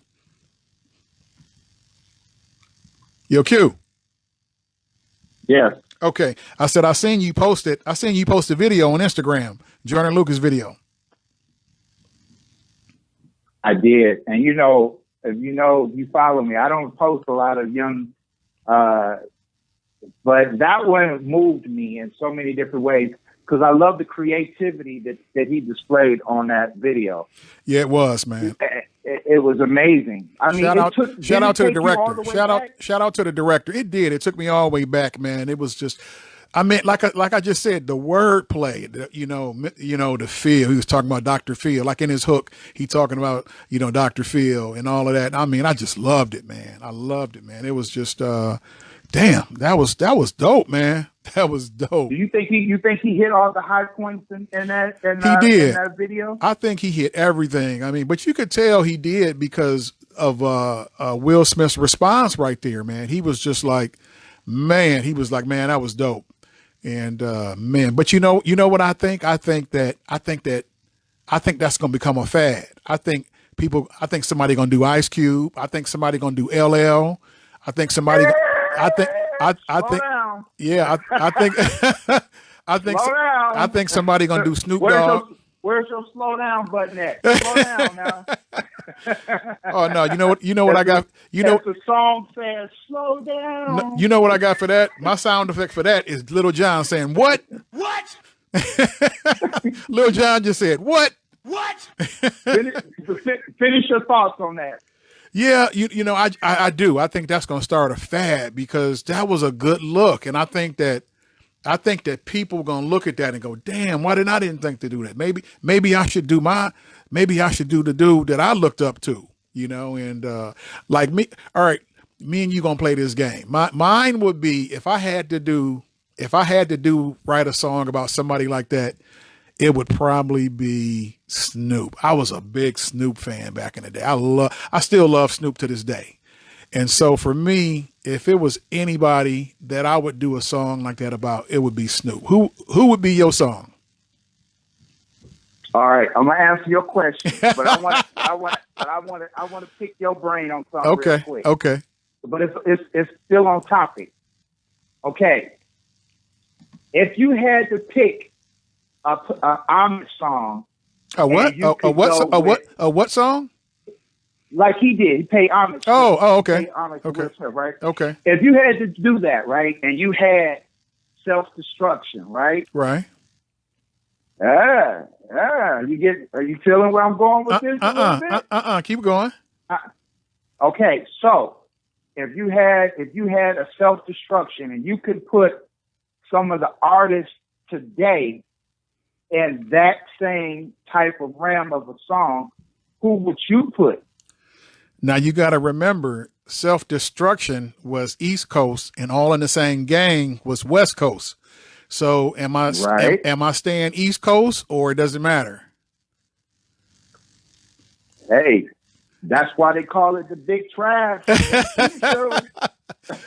Do you want me to do East Coast artists, or do you just want me to put artists in a song? Just put artists in a song. Well, I mean, if you want to speak on self-destruction, and if you want to speak on We All in the Same Game, go ahead. Because they both were on par with one another, but arguably self-destruction was more commercialized. So then We All in the Same Game, and don't debate me on that. No, I'm not, but I think some of the listeners and the people that's tuned in probably would have something. The West Coast people are gonna have something to say about that.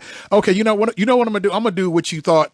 I'm just gonna put some artists in a song. And so I know you expected me to put the best artist in the song. I know that's where you're going with that, but let me, you know what? I'm going to start it off, man. I'm putting my boy Joyner Lucas because I think, this is a Taz song. That would be a Taz song. I mean, when somebody tell you to rap about something specific, you gotta get some now people. They don't have to be scripted as either one of those songs, because those songs are in the class of their own. But I'm just saying, if you had to do an all-star lineup, something similar along the lines, because I don't think they've done something like that. Okay. Okay. Let me go. Let me go. Okay, go ahead. This is mine. This is my self-destruction, Same in the Gang song lineup. It would be Drake. It would be Lil Wayne. It would be Joyner Lucas. It would be DaBaby. It would be Nicki Minaj,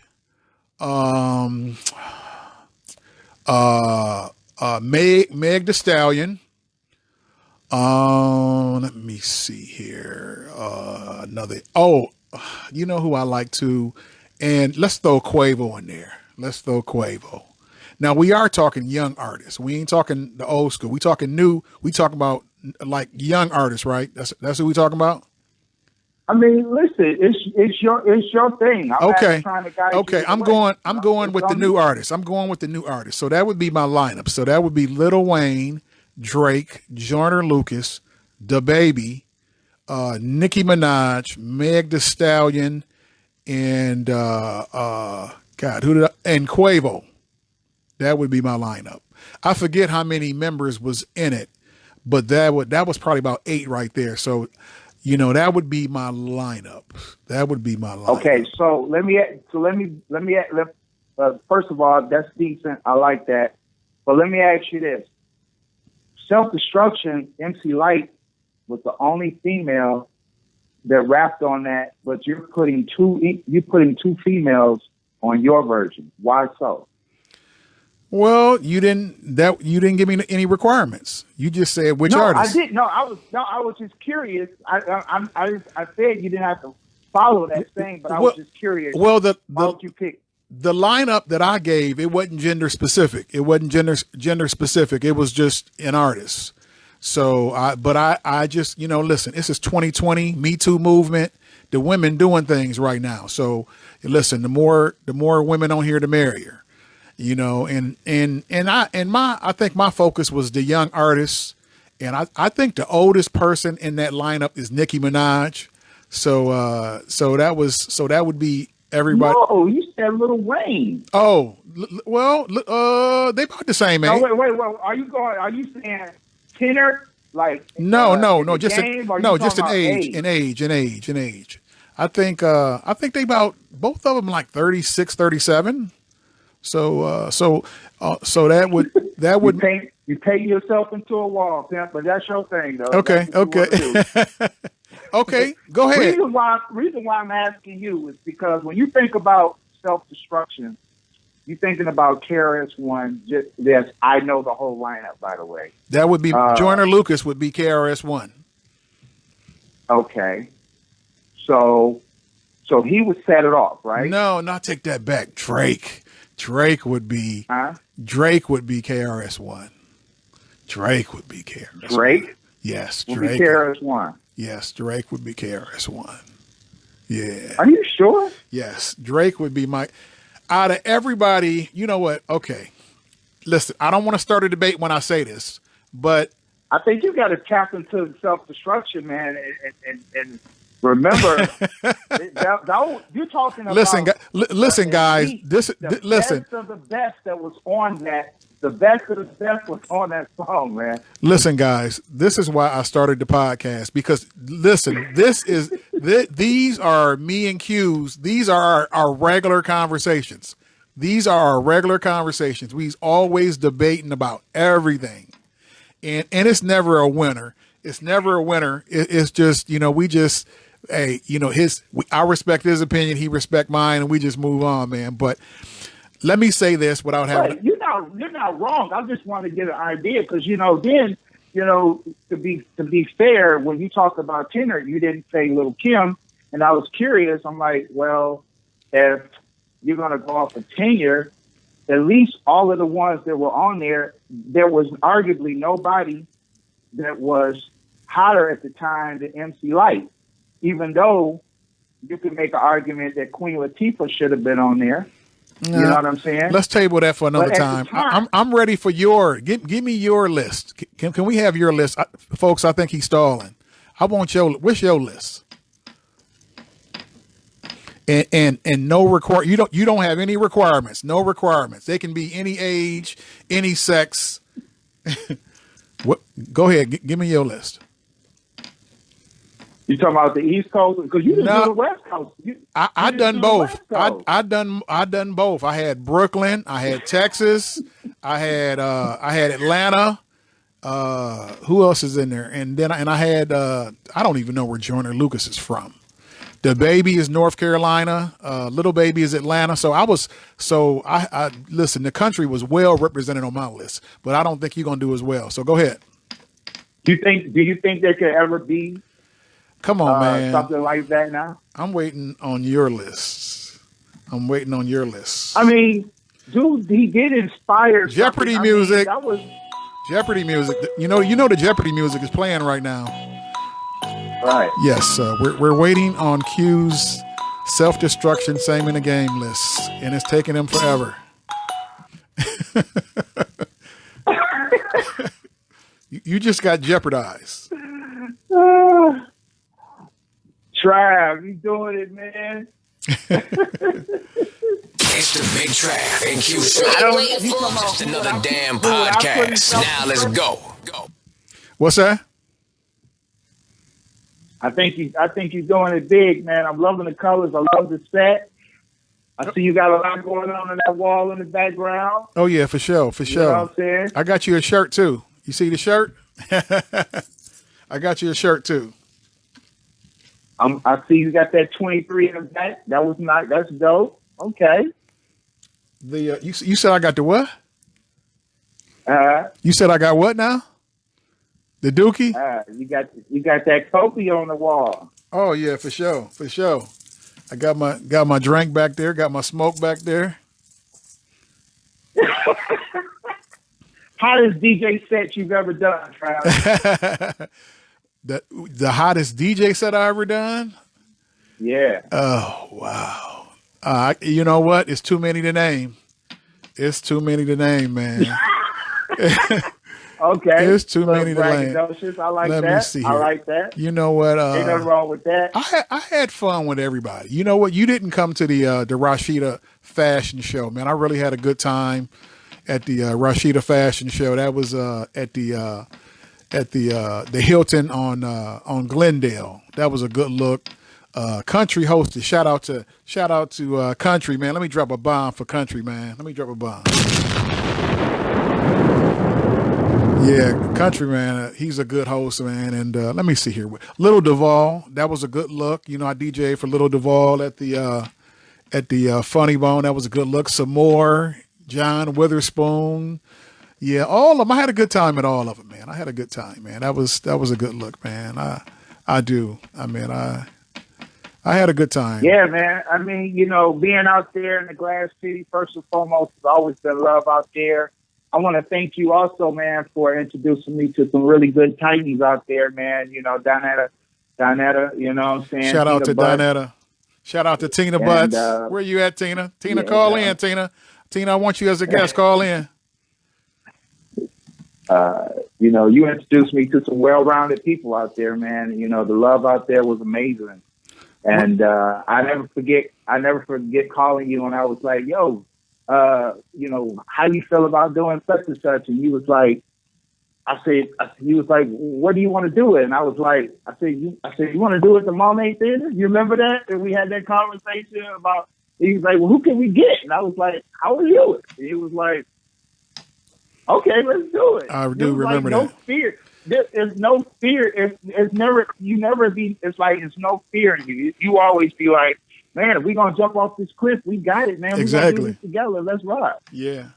Well, you know what, man? I'm just blessed, man. I'm just blessed. It just seemed like I always figure it out, man. And, you know, at the time I might not know, but it seemed like the Lord. Did Michelle A figure it out backstage?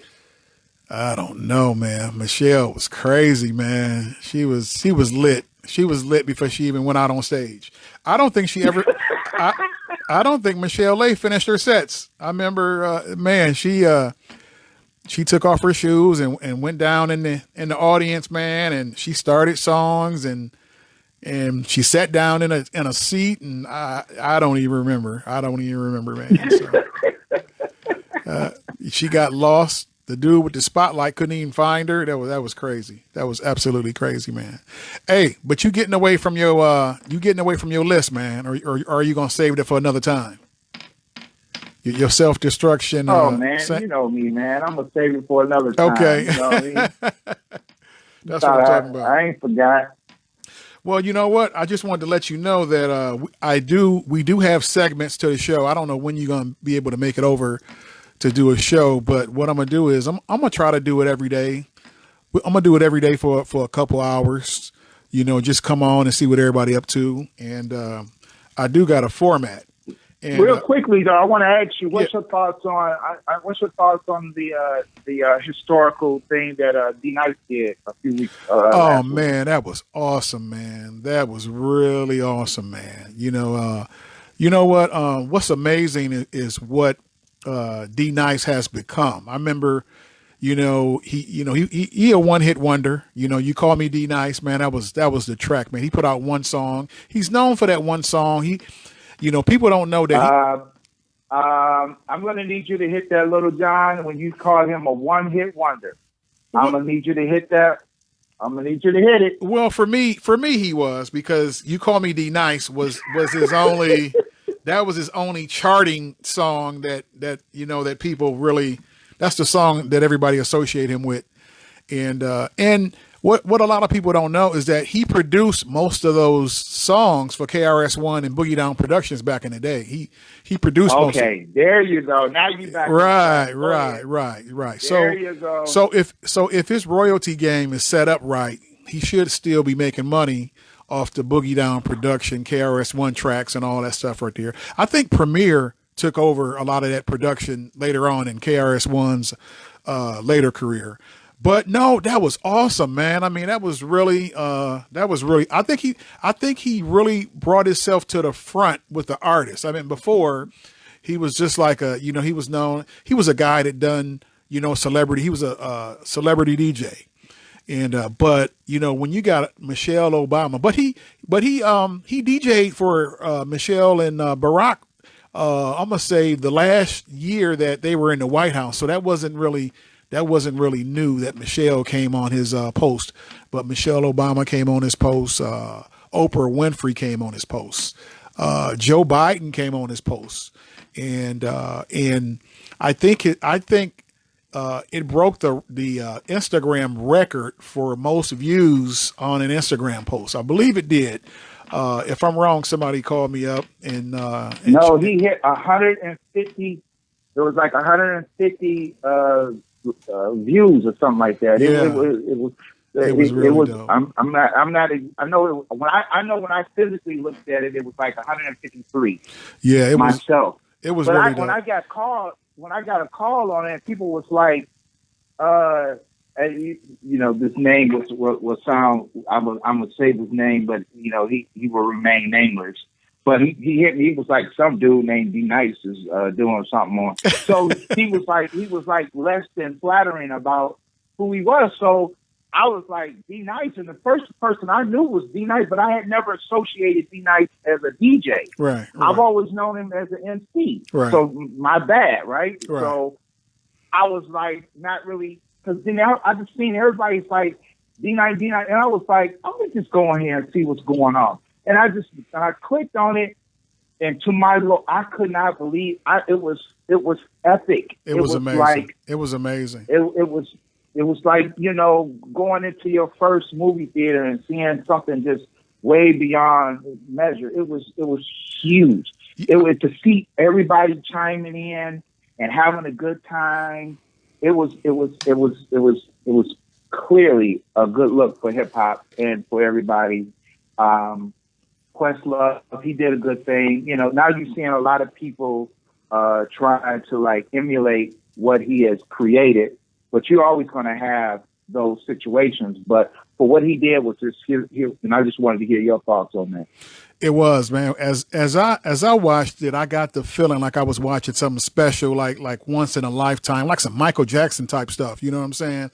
I got that feeling as I was watching it. That's why I tuned in, because I wanted to be a part of something that probably might not happen again.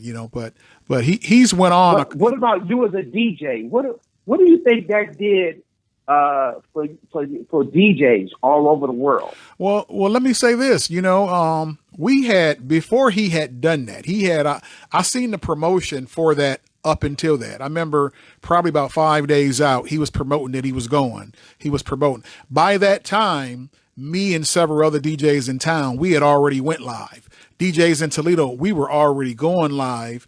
And we was well represented in Toledo.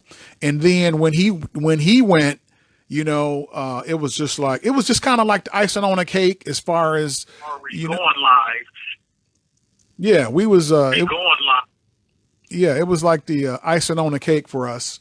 And I'm pretty sure all the local DJs and DJs around the world, we really appreciated it. But that's why I tuned in. As a DJ, I felt like it was a special moment. And when DJs get together probably in 10, 20 years and talk about, I think it's one of those moments where where people are gonna be like, where were you when DJ D Nice went live? You know what I'm saying? So that's why I tuned in. Because I thought it was a moment in history. So that's why I tuned in. Yeah, I really did. That's huge what you just said. Yeah. That's like basically, are you saying it's like Motown 25? Where was you at when Michael Jackson did the exactly. When him and his Jackson, the brothers, and where were you at when We Are the World, first, wow, that's huge. You know what? I'm gonna go out on a limb and say it was probably the biggest DJ moment ever. It probably was. I can't think of a bigger DJ moment. That was probably the biggest DJ moment ever. I can't. I'll go on social media. No, just period. I can't think of a bigger. That was the biggest stage ever for a DJ ever. No DJ has ever done anything on that stage before. So that was dope, man. That was really dope, man. Once again, man, shout out to DJ D Nice, man. Shout out to him, man. That was a good look. That really was. So, well, check this out, man. We didn't hit 2 hours, man. I'm about to wrap this up, man. I just wanted to let you know that we do have segments. We do have a format, and a couple of the segments I want to prepare you for is we're gonna do a segment called "Man, You Got Me Effed Up," and so we're gonna have people call in, and me and you gonna talk about. We're gonna open the show with that, man. You got me effed up. So what basically, are some of the views? What are some of the views being shared tonight? You know what? I haven't. It looked like a lot of comments and a lot of views, so I can't wait to when I wrap this up to go back and check everything out. But so far so good, man. I pulled out all the stops. I got a couple more things to grab, and then I think we're official now. But I think that I got a couple more things that make us even more official. But let me tell you about these two segments that we're gonna do. Like I said, the first one is called "Man, You Got Me Effed Up." So we're gonna talk about, me and you gonna open up with it, and we're gonna talk about what got us effed up or who got us effed up. We're gonna talk about that, and then we'll open the phone lines, and people can talk about what got them effed up or who got them effed up. And then the other segment is going to be best damn thing I heard today. We're going to talk about the best damn thing we heard today. We go through social media and we see some funny stuff, man. We see some funny things. We hear some funny stuff. So what we're going to do is we're going to gather that stuff for content for the show, and then we're going to share. I'm going to try to get them in a sound bite. If it's something that we can hear, I'll try to get it in a sound bite, and we'll let. So you mean to tell me we're gonna have some fun? We're gonna have some fun. We're gonna have some fun. Wow. Man. We also we're gonna do a sports segment. We're gonna talk about the top story or stories in sports. We're gonna do the top entertainment stories, and then we're gonna wrap the show up with something called Things You Need to Know. And so, if anybody want to call in, and if anybody feel like we need to know something, or our listeners need to know something, we're going to have them call in, or you and I are going to provide people with things you need to know, like boxing matches coming up. Shout out to the boy Robert Easter Jr., events at clubs, fundraisers, just stuff like that. Things you need to know, things we think you should know. So that's going to be our format for the show, man. So what you think so far? So you're gonna have the modern day things to make you go, huh? Exactly. Well, if you wanna put it that way, we can do that. Yeah, like Lil Jon said. Hey man, ain't nothing wrong with putting a little remix to it. No, ain't nothing wrong with it. Okay, well, hey guys, this is Big Trav, and he is. Q. That was your cue, Q. I said, this is Big Trav. Well, anyway, this is Big Trav. This is Big Trav and Q. And hey, everybody that tuned in tonight, hey, thanks for tuning in. And we're gonna do it again tomorrow. I'm unsure about what time. Let's do it again. And I think we still on lockdown, so Q can't join us physically. So we'll phone him in again tomorrow, and we'll do this all over again. So until tomorrow, peace, love, and real quickly, Trav, I want to say, real quickly, I want to say thank you, and I want to say I hope everybody's being safe out there, and I hope everybody's taking everything, seriously. I know we're having fun on here and everything, but there's still things going on out there in the real world. But it's great to be on here hosting with you and having some fun and giving people 2 hours to shape the reality and provide some good humor and fun and great Exactly. time. I agree. Yeah, like Darnell said, make sure you guys stay safe out here. Make sure you guys are adhering to the social distance information. Wash your hands 20 seconds, sing happy birthday 20 times, however you need to do it. Make sure you stay safe. Don't go outside unless you have to. If you essential, do the essential thing. If you're not essential, keep your butt at home. So once again, this is Big Trav out from the Big Trav and Q Show. Catch you guys tomorrow. It's the Big Trav and Q Show. Just another damn podcast. Now let's go. Go.